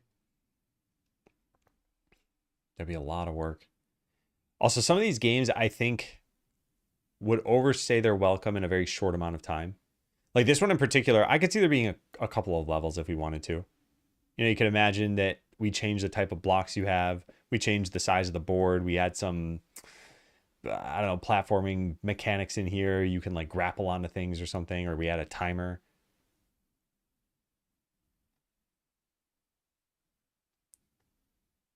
Yeah. But I don't think you'd want to play like 50 levels of this. But we were talking about this the other day. We could make a spin-off game for any of these that are fun enough to do. I don't think that's a trivial amount of work. But yeah, this could turn into a suite of like 3 or 5 games.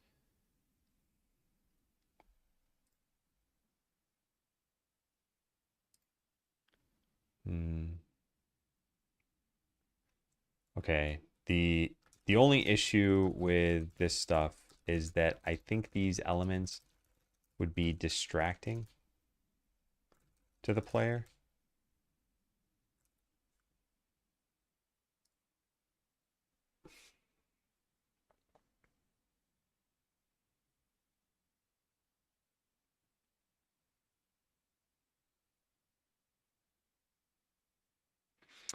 Also, I like the idea of showing level and time and lines.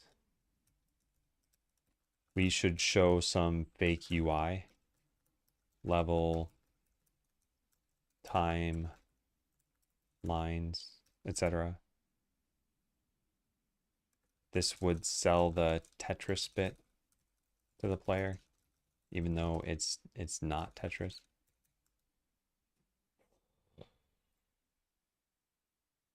Yeah, so I guess the only reason I didn't want the door on the side is that then I guess you have to enter from somewhere and you might not realize you can. But there could always be the reset button to the left. And we could carve out a little hole here.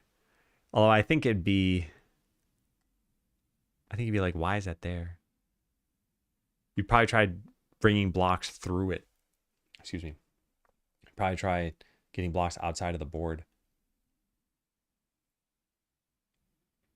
And that is pretty reasonable to assume you could do that in this game. Maybe.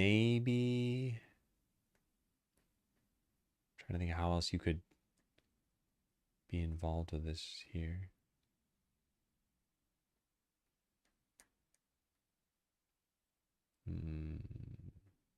Like you could open up the side of the board here. Also, in terms of platforming character, I wonder how big your character should be. How big should your character be? 1 tile. Or how, I guess, tall should your character be? 1 or 2 tiles. Well, 1.5 or 2.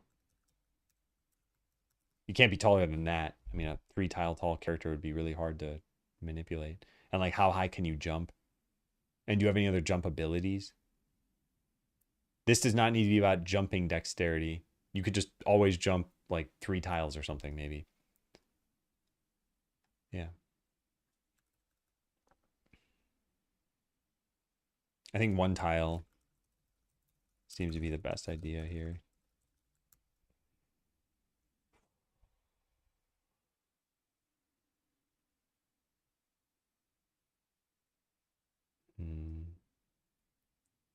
I still haven't figured out this door and control thing.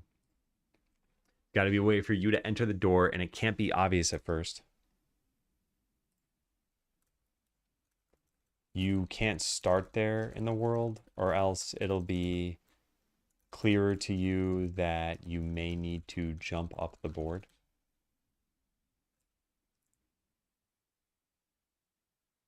And the door is a reasonable way to mask this. Maybe simply entering the door is enough to get you to reset the board.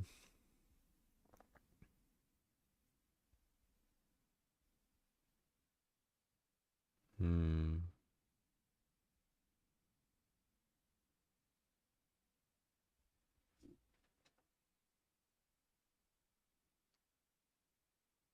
Well, is this my only gripe right now? Because this is, we could just say, yeah, there's a door here and there's a little break, a gap here that you open up yourself and then you are supposed to be able to jump. So what happens if players don't realize that though and they block themselves out?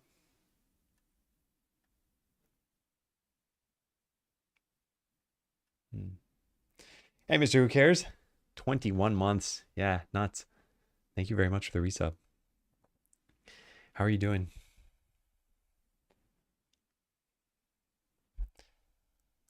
Yeah, okay. I think the door being below the board is probably fine.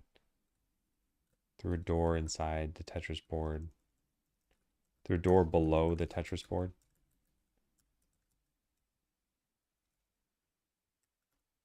It's below the board so that you can choose any entering, any X coordinate to enter through. Oh, Jason, thank you too. Thank you both. I'm doing great. How goes the game dev? It's going pretty well. Yeah. I I released checkpoint 1 after something like a month, and then we did some stabilization, and part of that was getting stuck for like 3 days on a Godot crash. And then we did checkpoint 2, and now we're on, I think, the final day of stabilization. That's why I'm doing game design so much. So I think we'll start checkpoint 3 development on Monday, probably. And I'm not fully through this game, but I think I'm close enough to fully through it. And then there was one more game, which I need to probably design a little bit more. But that would give us 4 games for the next checkpoint. And the target time for that is November 6th, which I think is more than enough. We might even be able to fit another game in, but it isn't a ton of time. I'll probably take a little bit of a break in between now and then too. And I got to do all the play tests.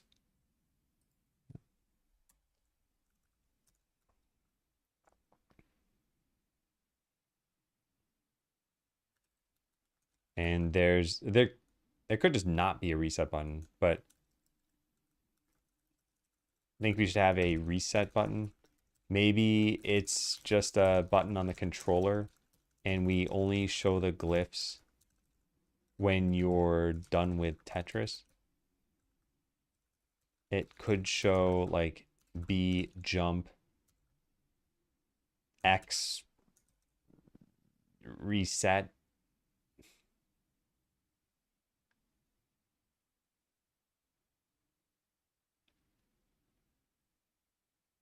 Yeah. I'm just not sold on this part. But I think that's pretty good. Let's lump this in. So this is going to be called Tetris Platformer. No, we need some other name for this. Falling Block Platformer. I want any references in the code to Tetris. And to be clear, while this is meant to look like Tetris at first, it plays nothing like Tetris.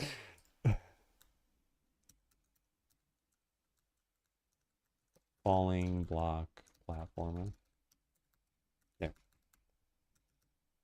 Okay, you start on a Tetris-like game, but after filling the board, you realize that you have to platform your way up to the top. Oh, I never figured out what happens when you leave. Figure out how you leave this in a funny way. Maybe there's just another door at the top and you walk through. Maybe you press a button and it clears, it activates the Tetris rule of clearing lines.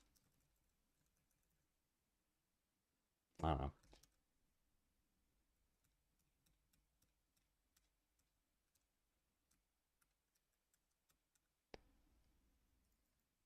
Dungeon racer character. Can't just assume everyone knows the rules. Tile sizes, assets. We got these blocks. Okay. Hey, Legionary Moon. Okay, now see the joy in game programming. Yeah, it's neat because a lot of what you're doing is immediately impactful. It's like if you're doing back-end development, it might be nothing without a front end or a client, and it might be just less visual, maybe more boring, more business oriented. And yeah, the purpose of games is to be fun. A lot of times the visuals are important.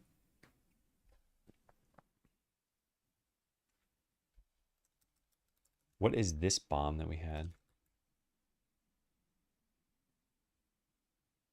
Oh, wow, that's a pretty good explosion graphic. Drill placeholder. Yeah, I don't think we need any of this stuff. So these blocks and then just some, like a rectangle for a board.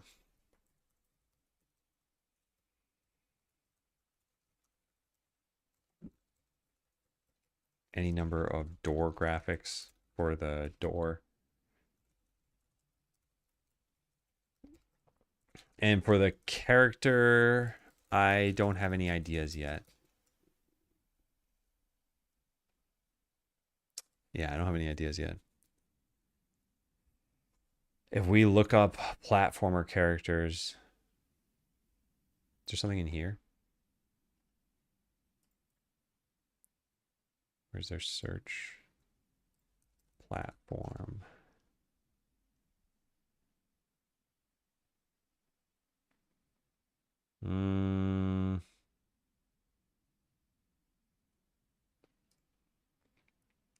This is probably the closest one. Is the character that thing with the helmet on? Yeah.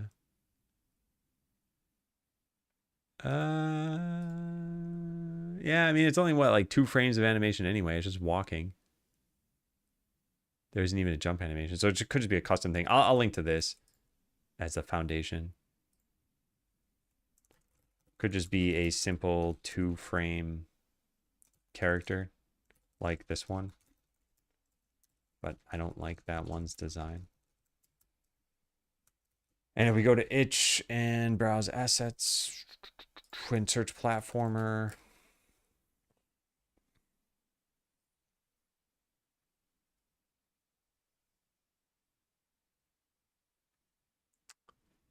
Is there any character I haven't seen that we could probably use? Thing is, it doesn't need to be designed for a platformer exactly. But we do need a jump animation. Oh, this character looks pretty cool.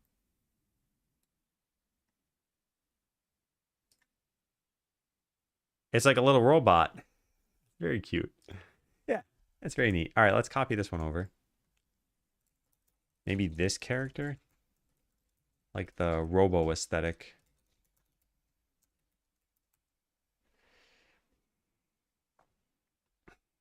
And it's $2. Although we need to check the license and make sure you can edit it. Free to edit. Nice.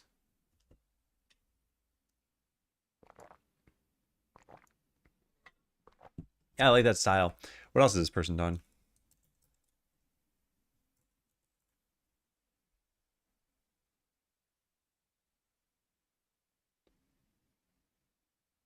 Hmm.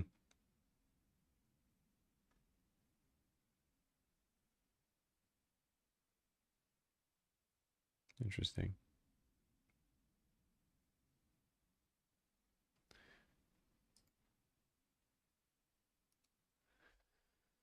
Yeah, interesting.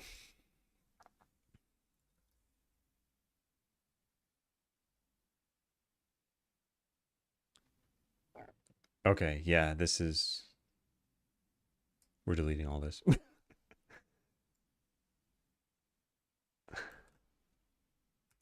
So the ideas are basically this stuff.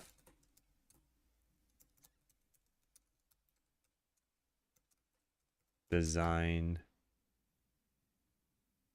Yep. This is UI. Need a tutorial telling you this is Tetris. So the things I still haven't figured out is how do you leave this? And yeah, how well do people understand this?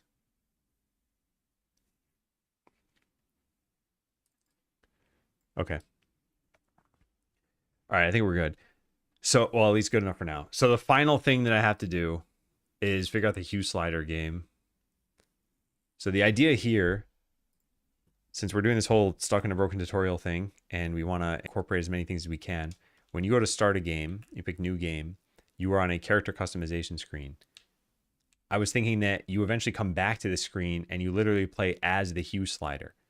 So you will like move out of this UI, just take this entire bit, move out of the UI and start changing the colors of things. And the goal would be that you are camouflaging a character from danger.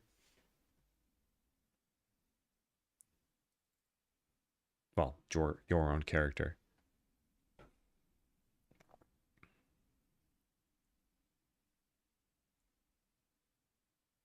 Especially lands in front of an enemy or an enemy approaches her against a single colored background. You have to change the hue to match that background so enemies can't see you. Yeah, I mean, I guess that's pretty much the idea. We just need to figure out the assets.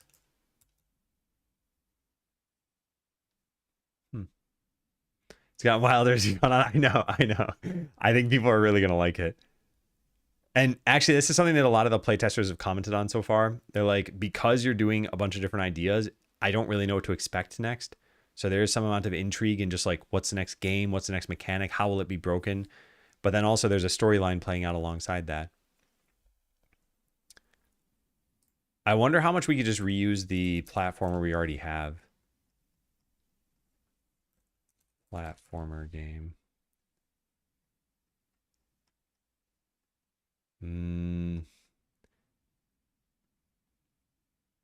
Also, is this even fun? Now that I think about it, like, aren't you just making a color match another color? Like, isn't it literally the same as if I were to take a picture of this and then paste it into here and then pick a color in the color picker? Wait, what happened? Hold on. What did I just do? I don't know what I did. That looked blue to me a second ago. Yeah, no, something's wrong. I don't know what I'm doing. Oh my God. All right. Yeah. No one should ever let me use our programs. How do you... Yeah, there we go. All right. So then we pick in the color picker over here and just try to get the match. But it'd be even easier because the swatch that you're picking would be like right next to... Yeah, like this. The preview would just be right next to this. So you were trying to match... Okay, I guess it's a little bit harder than I thought. And I guess you'd be limited on the time that you have. Wow, I'm very bad at this. Okay, there we go. Now we're starting to get close. Something like that. I'm done.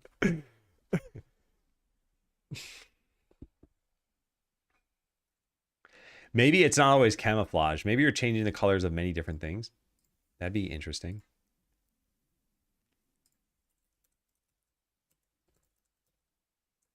Coming back to this, maybe you're not always doing this to camouflage yourself. Maybe you're also making sure that you're drinking water instead of lava. Decorating a cake correctly. Or some other goofy thing.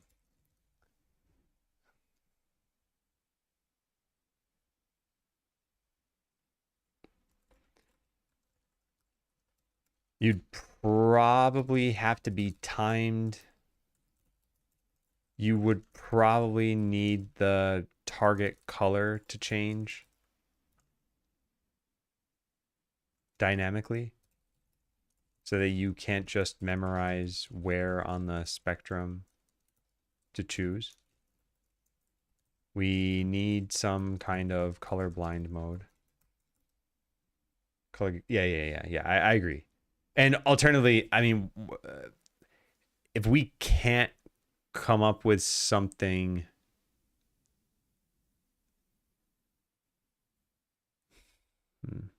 You know, in a lot of other games, like let's say you have Tetris Attack, I think this is the perfect example of this. If all you had is color and you weren't colorblind, you could play this game. And if you had no color, you could still play this game. So it is very accessible. But like you could just match all the cyan blocks over here. If you can't see that this is the cyan color, you can still see that it's a triangle. So all the blocks have different shapes. This game would be a lot harder to do that with because it's literally like a color matching game. So I'm not actually sure how we would set that up. And the worst case scenario is we just have like a, hey, I'm colorblind, I can't play this game, and you skip it. I don't like that as an idea. Maybe we custom make a game if you are colorblind where you play as a different slider on that screen. A brightness slider. Oh my God.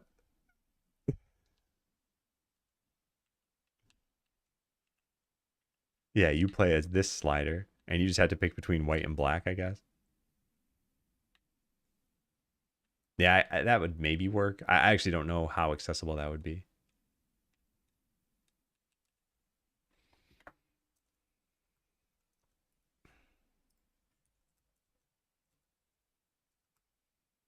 Where'd that go? Maybe we ask if the player is having problems and have them play as the brightness slider. Before you go,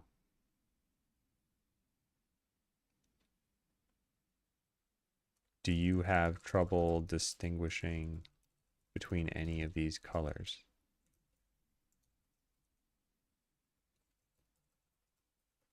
If so, we can switch you to the brightness slider.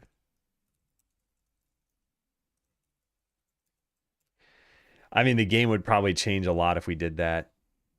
Alternatively, I don't know. I have no idea. Yeah, and I don't know exactly what you're doing here with this gameplay as well.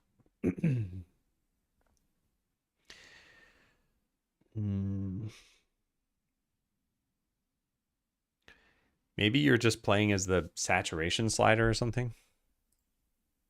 Would that be easier? I think the hue slider is the most interesting looking of them. But yeah, saturation is always going to be a color on the right and white on the left. So it's basically like, how much of this color do you pick? I wonder if there's any amount of, if there's any type of being colorblind that would stop you from doing this. There is a tool online where you can upload a photo and see what it would look like with all the different color blindnesses. I mean, we just would take a picture of a red square, basically. All right, let's try it.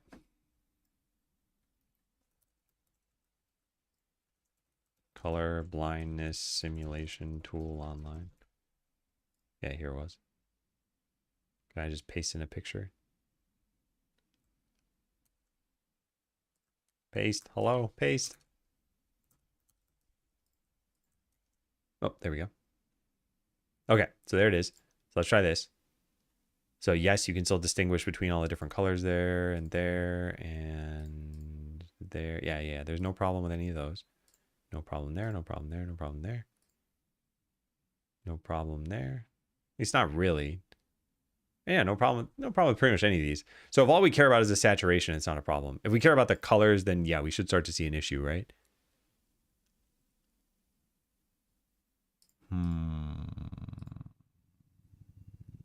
Shouldn't some of these colors start looking the same? Ah, yeah, here we go. Yeah, this is really hard now. There's a lot of like yellow and blue. Yeah, kind of the same deal. Kind of the same deal.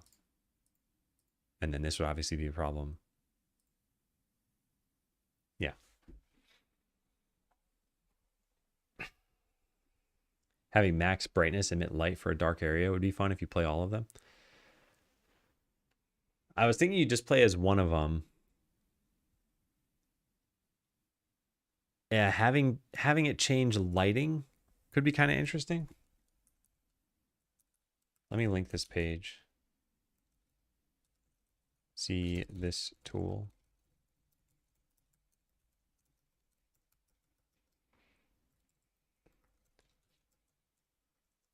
Maybe you only play as the saturation slider. Or maybe we add a hard mode that requires you to, nah, that's kind of stupid.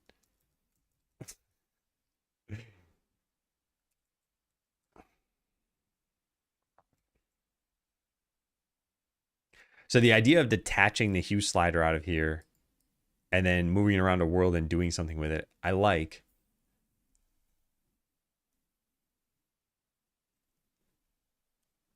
I think it'd be hard to come up with many minutes of gameplay here. I think it'd be mostly like a gag idea. So I think I need to put some more thought into this one.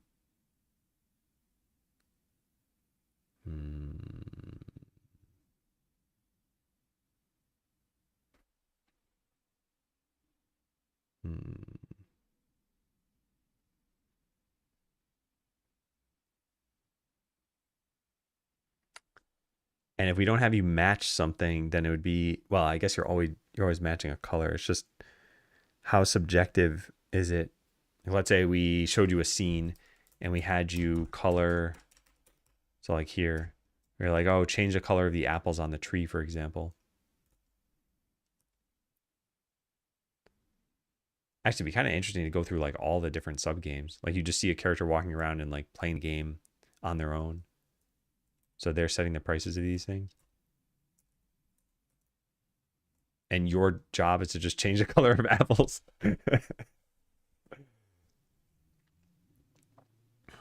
Could actually turn into a memory game and be like, in this scene, what was the color of this thing? But that's, I don't think memory games are almost ever fun inside of a larger game. Like Banjo-Kazooie did this at the end, and it's kind of a drag.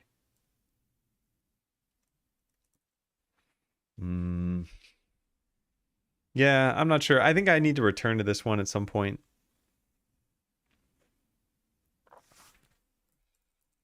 I'm not totally sold on this idea.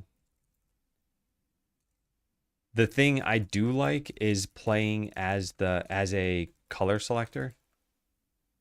That makes me want color related gameplay, like painting something or matching a color. But that probably wouldn't be fun for all that long. And it's okay if something's not fun for very long. Like even if it's fun once, it's okay to just do it once then. Although we are developing it for one time for a joke. Is there some other thing we could do with this then? I guess it could be like you're playing as a hue slider not for the sake of sliding hues, but for the sake of like being a platform for a character in another game. Actually, because it's so long, you could look at it like oh, you know what? We could combine this. Oh my God, hang on. Maybe I have an idea. I bought the Kenny assets yesterday, and there's a golf game in here somewhere. How do we find that? Oh, this is 3D though, isn't it? Yeah. But anyway, what I was picturing is you are like a wall in a mini golf game. And your goal is to help guide the ball, and you can see the path that the ball is going to take. We could actually still do this, just not with these graphics, probably. So the fact that you're a hue slider doesn't really matter. Although maybe you can slide the hue and it'll just change the color of the golf course, and there's no purpose in doing that. Or maybe you move and slide the hue at the same time, so you're making everything rainbow at the same time. Okay, that's cool. I like that idea. Okay, new idea. What if there's a mini golf course and you play as the hue slider, which is basically just a wall that you have to place in the right spots. As you move, you're changing the hue of the entire golf course just for fun.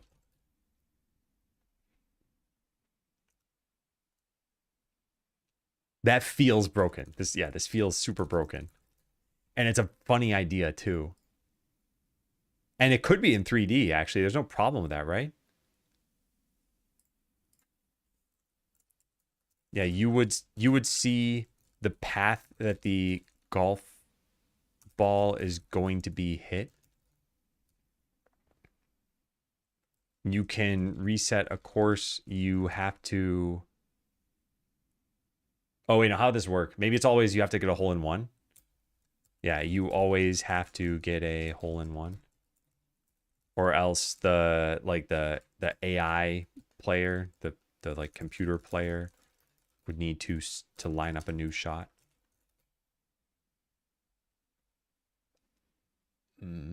Yeah. Yeah, that could work. So you would snap out of this UI and become 3D? So you're actually like a rectangular prism,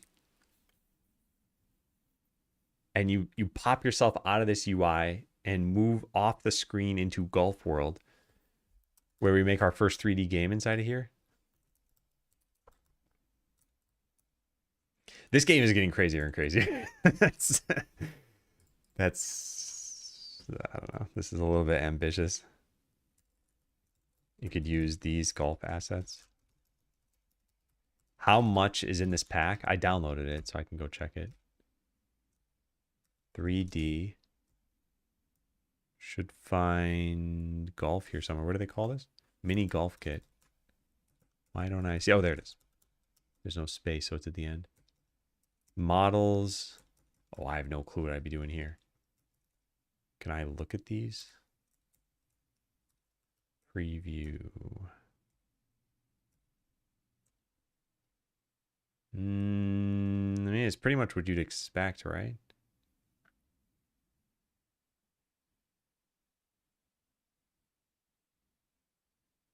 I guess what I'd want would be like a super zany. Yeah, here are all the pieces. I want like a super zany mini golf course, probably. Yeah, this is mostly straightforward stuff.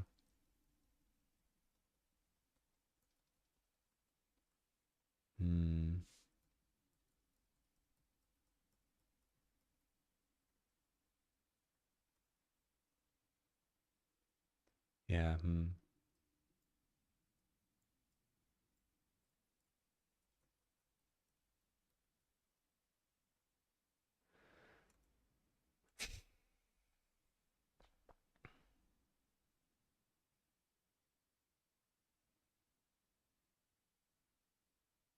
You know, we could do. So this idea works. I think it's a pretty fun idea. I think it's cool.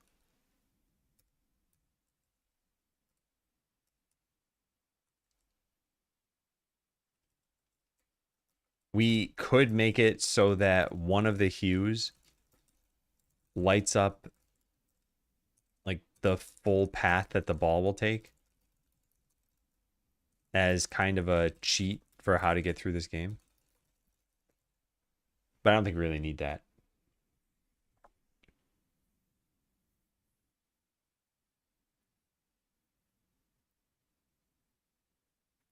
Yeah, okay. So let's just write this idea down.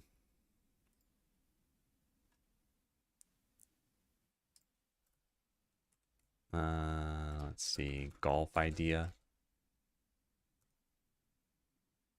Instead of doing something color related, which would be hard for colorblind people, we could have the hue slider be, well, have the hue changing be just for fun, and turn it into a mini golf wall that you position so that the computer player gets holes in one on several courses. Yeah. So like when you first move, the hue slider kind of wiggles, then it extrudes itself from the background, and you move it off screen and onto a 3D golf course.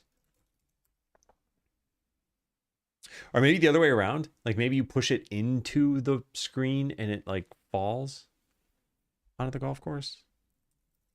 Maybe it falls onto the golf course.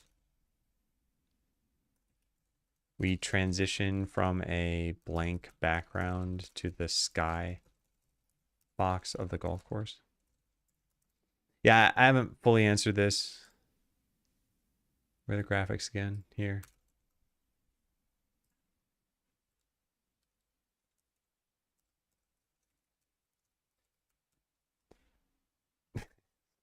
Quite the idea. Is there a skybox in here? If there isn't in this one, there probably is somewhere else. Do they have skyboxes? Sky.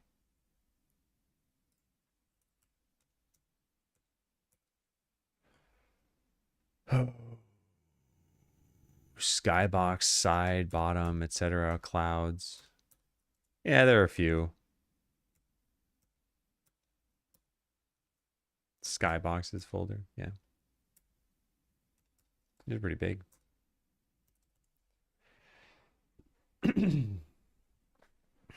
Is there a 2D mini golf asset pack I could find?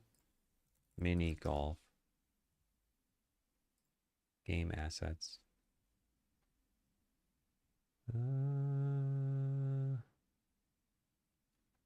Wow, you get out of golf stuff pretty quickly and just in the things that say mini on them. Okay, let's just search for golf then, I guess. Golf starter kit, golf course. Nah, these aren't good. Yeah. Huh, okay. Well, then, yeah. 3D it is, I guess. I suppose part of the reason for this is like golf graphics aren't really too hard to make for the course, right? It's mostly just like walls and green. And a lot of the obstacles are just more walls and bumps and holes and stuff. So yeah, like a windmill, it's harder to draw. But these walls are mostly like rectangles and arcs. All right. Well, I like this idea better than I like the hue slider one. So the only thing I have left to do is a retrospective, and ad just started. So I'll take a quick break, then we'll come back, we'll do the retrospective, fill out the journal, kind of wrap up. Is it jump time?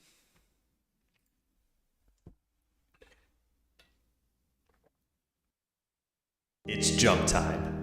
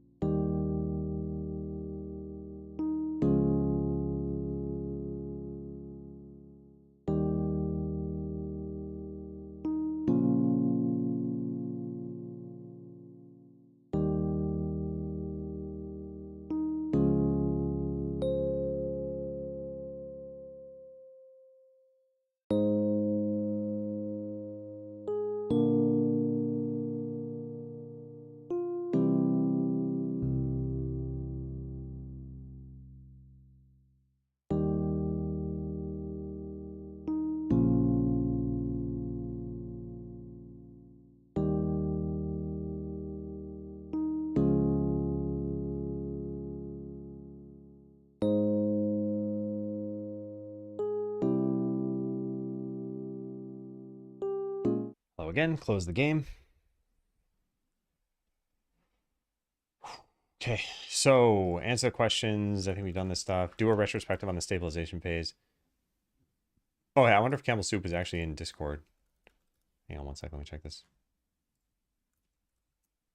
Yes. Okay, I'll just message him there. You can take this off the list.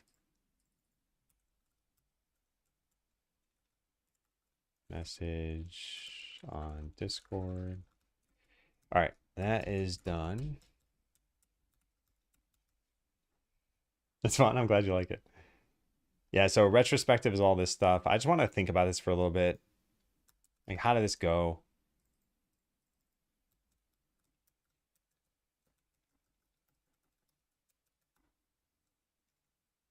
So automated stuff. Yeah, this is still the like remaining stabilization tasks. I'll put this in the stream of consciousness note.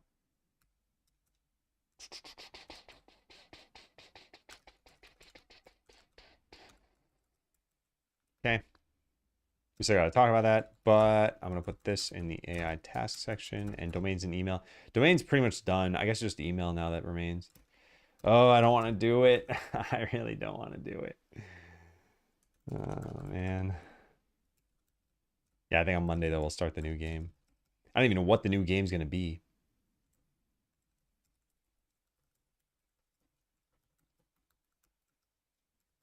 Start working on a new game.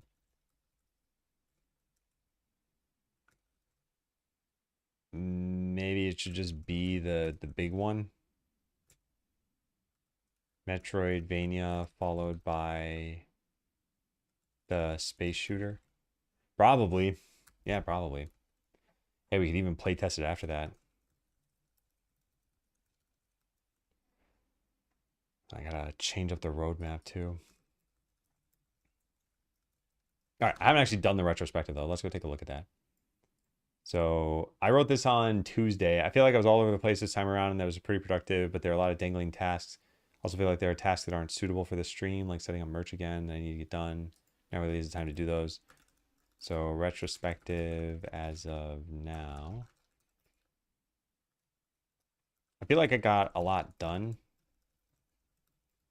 We submitted the Steam page, set up merch. I just ordered a hoodie today.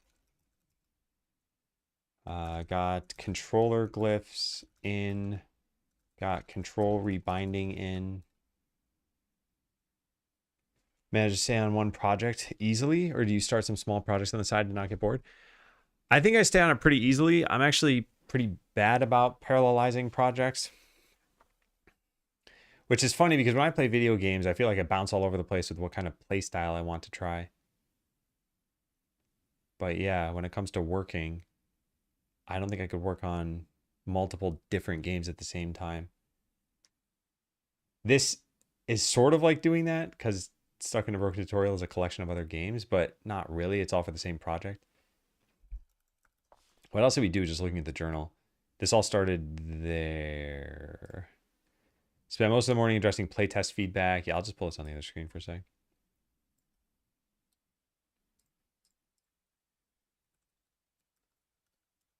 Addressed playtest feedback.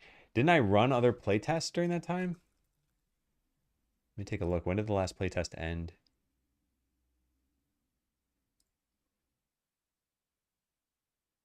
On the 6th. So I ran 1, 2, 3 playtests. Yeah. Ran 3 playtests.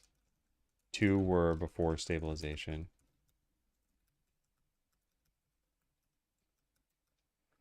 Address feedback. What else did I do? Address feedback from the playtest session. Biggest change in the stats UI. Oh, yeah. Wow. That was pretty good.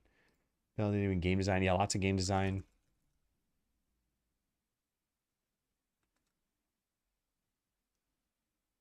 Steam page. Save slots. Did I write that down? No. Added save slots. Rebranded Discord.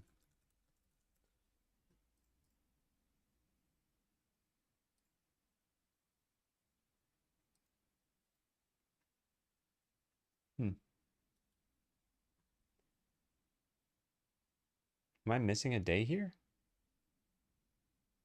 What happened? This is Thursday, Wednesday. Oh, I didn't stream on Tuesday. I forgot about that. What did I do on Tuesday? I think a lot of like game improvements. Yeah. And lots of miscellaneous game improvements, bug fixes, etc. All right, today was game design all day. Came up with some pretty good ideas and generally moved things. Yeah, I'll just leave it at that. I want to keep this short. Okay, so generally when I worked at big companies and I would run retrospectives, I would ask a few questions, which is what went well, what didn't go well, and what could I improve for next time. So what went well, I did a lot. Yeah, I did a lot. The only thing I didn't really get to, well, only things I would have liked to do would be a little bit more game design and setting up automated testing, probably. What didn't go well? Well, let's focus on the positives for a little bit longer. Yeah, I did a lot.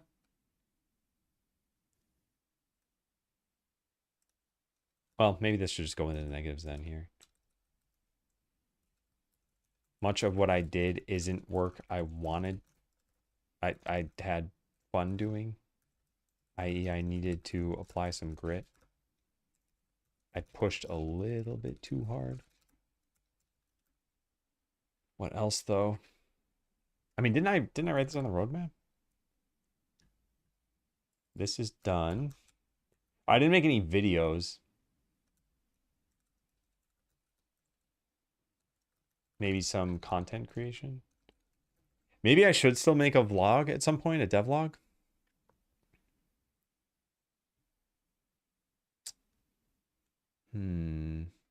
I think it would be a good idea to do that.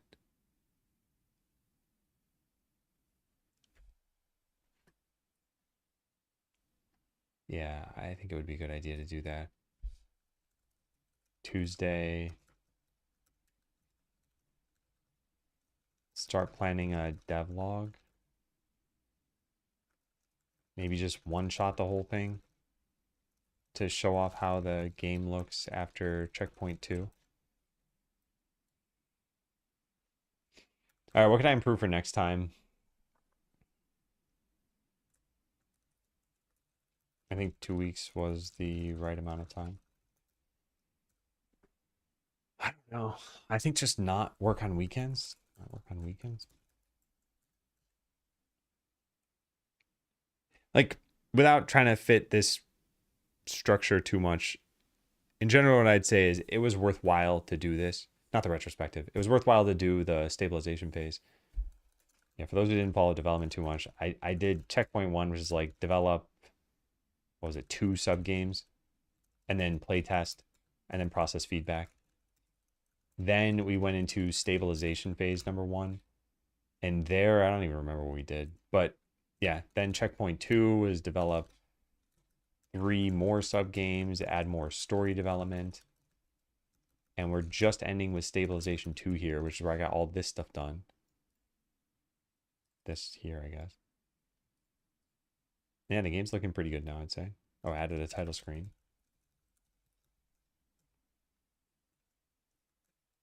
So it was worth it. Yeah, overall, I think it was worth being in stabilization mode. I think next time doesn't have to be 2 weeks, but I imagine I'll want to spend more time on game design than I did this time around.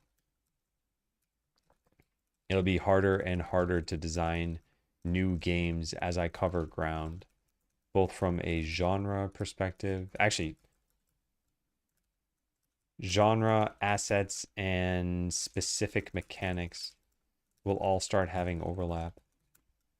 Maybe that's where we lean into it and just start making things crazy. Or maybe it means that it's like it's time to wrap up. If all goes according to plan, we'll have like 8 or 9 games by checkpoint 3, and that'll be November. And we started working on this in what, like April? So that's 7 months at that point. Started designing the game, yeah, basically April. The design was March 30th. The development started on April 6th. And yeah, November 6th is when I want to have checkpoint 3 ready by to playtest. So it'll be exactly 7 months of development, I guess, plus an extra, week for design. Yeah. And we'll have, like I said, 8 or 9 games at that point. I was aiming for somewhere between like 15 and 20, so we need to roughly double that effort and probably spend another 7 months, which would put us into June of 2027. If we have all the content by then, we could polish everything, translate, do marketing pushes, could launch in 2027. I don't think it's a good idea though. I think 2028 is the time. But yeah, we'll see. We will see. Oh, well, what a journey. Okay, so this is done except for the roadmap part. Let's go take a look at the roadmap.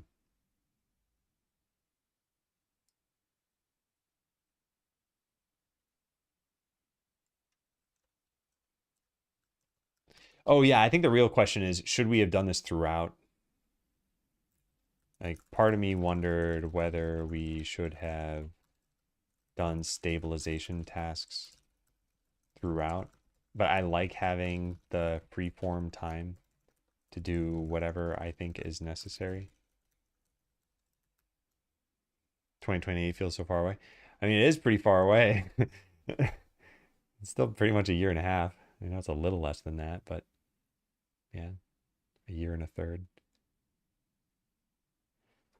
Still many months. Yeah, time flies, and I generally like having a plan. Yeah. All right, so start on 8/24 is my question mark thing. It'll actually be 8/17, but I said it's okay to move it by plus or minus a week. Deadline is November 6th, that I'm still sticking to because I'm going to be taking a vacation in November. I've not talked about that too much other than that it's happening. Yeah, new sub games. We've got all this stuff. So I think we're going to start with like, nah, I'll put the real names here at some point. I might as well just do that now. Where are they?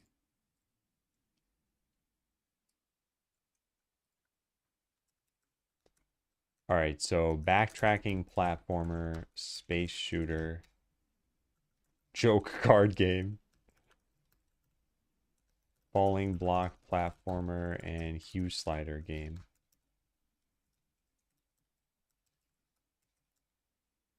For general polish, title screen.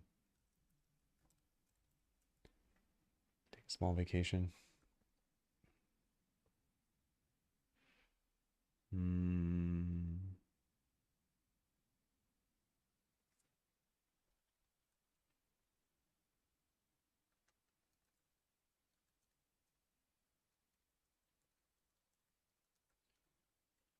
Okay.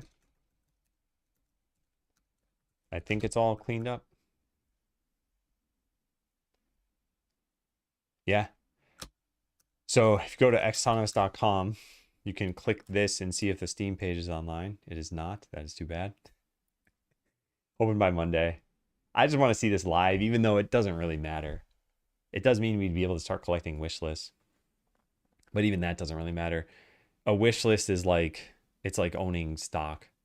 It doesn't really do anything until you realize the value. Well, stocks could pay dividends. But yeah, if you never sell it, it's just a sheet of paper, basically. Wish list, if you never launch your game, or if those people don't actually go buy your game, then it didn't really matter if you had 1 million or if you had 1. But it's generally a pretty good gauge of how many people are interested.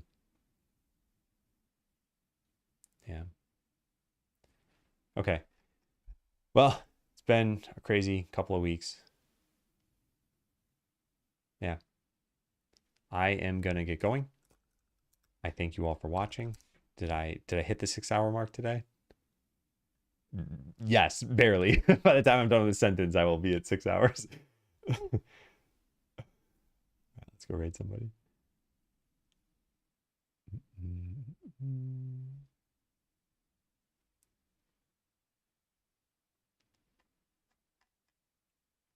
All right, I am gonna go raid Clonk. Long day indeed. Yeah, I'm gonna go relax after this. Thank you all for being here. It is nice to be able to share this journey with everybody. So let's all go say hi to Clonk. I will see you next time. It should be Monday. We'll probably start the new game on Monday. Should be a fun day. So yeah, take care. Have a good weekend. Goodbye, everybody. See ya.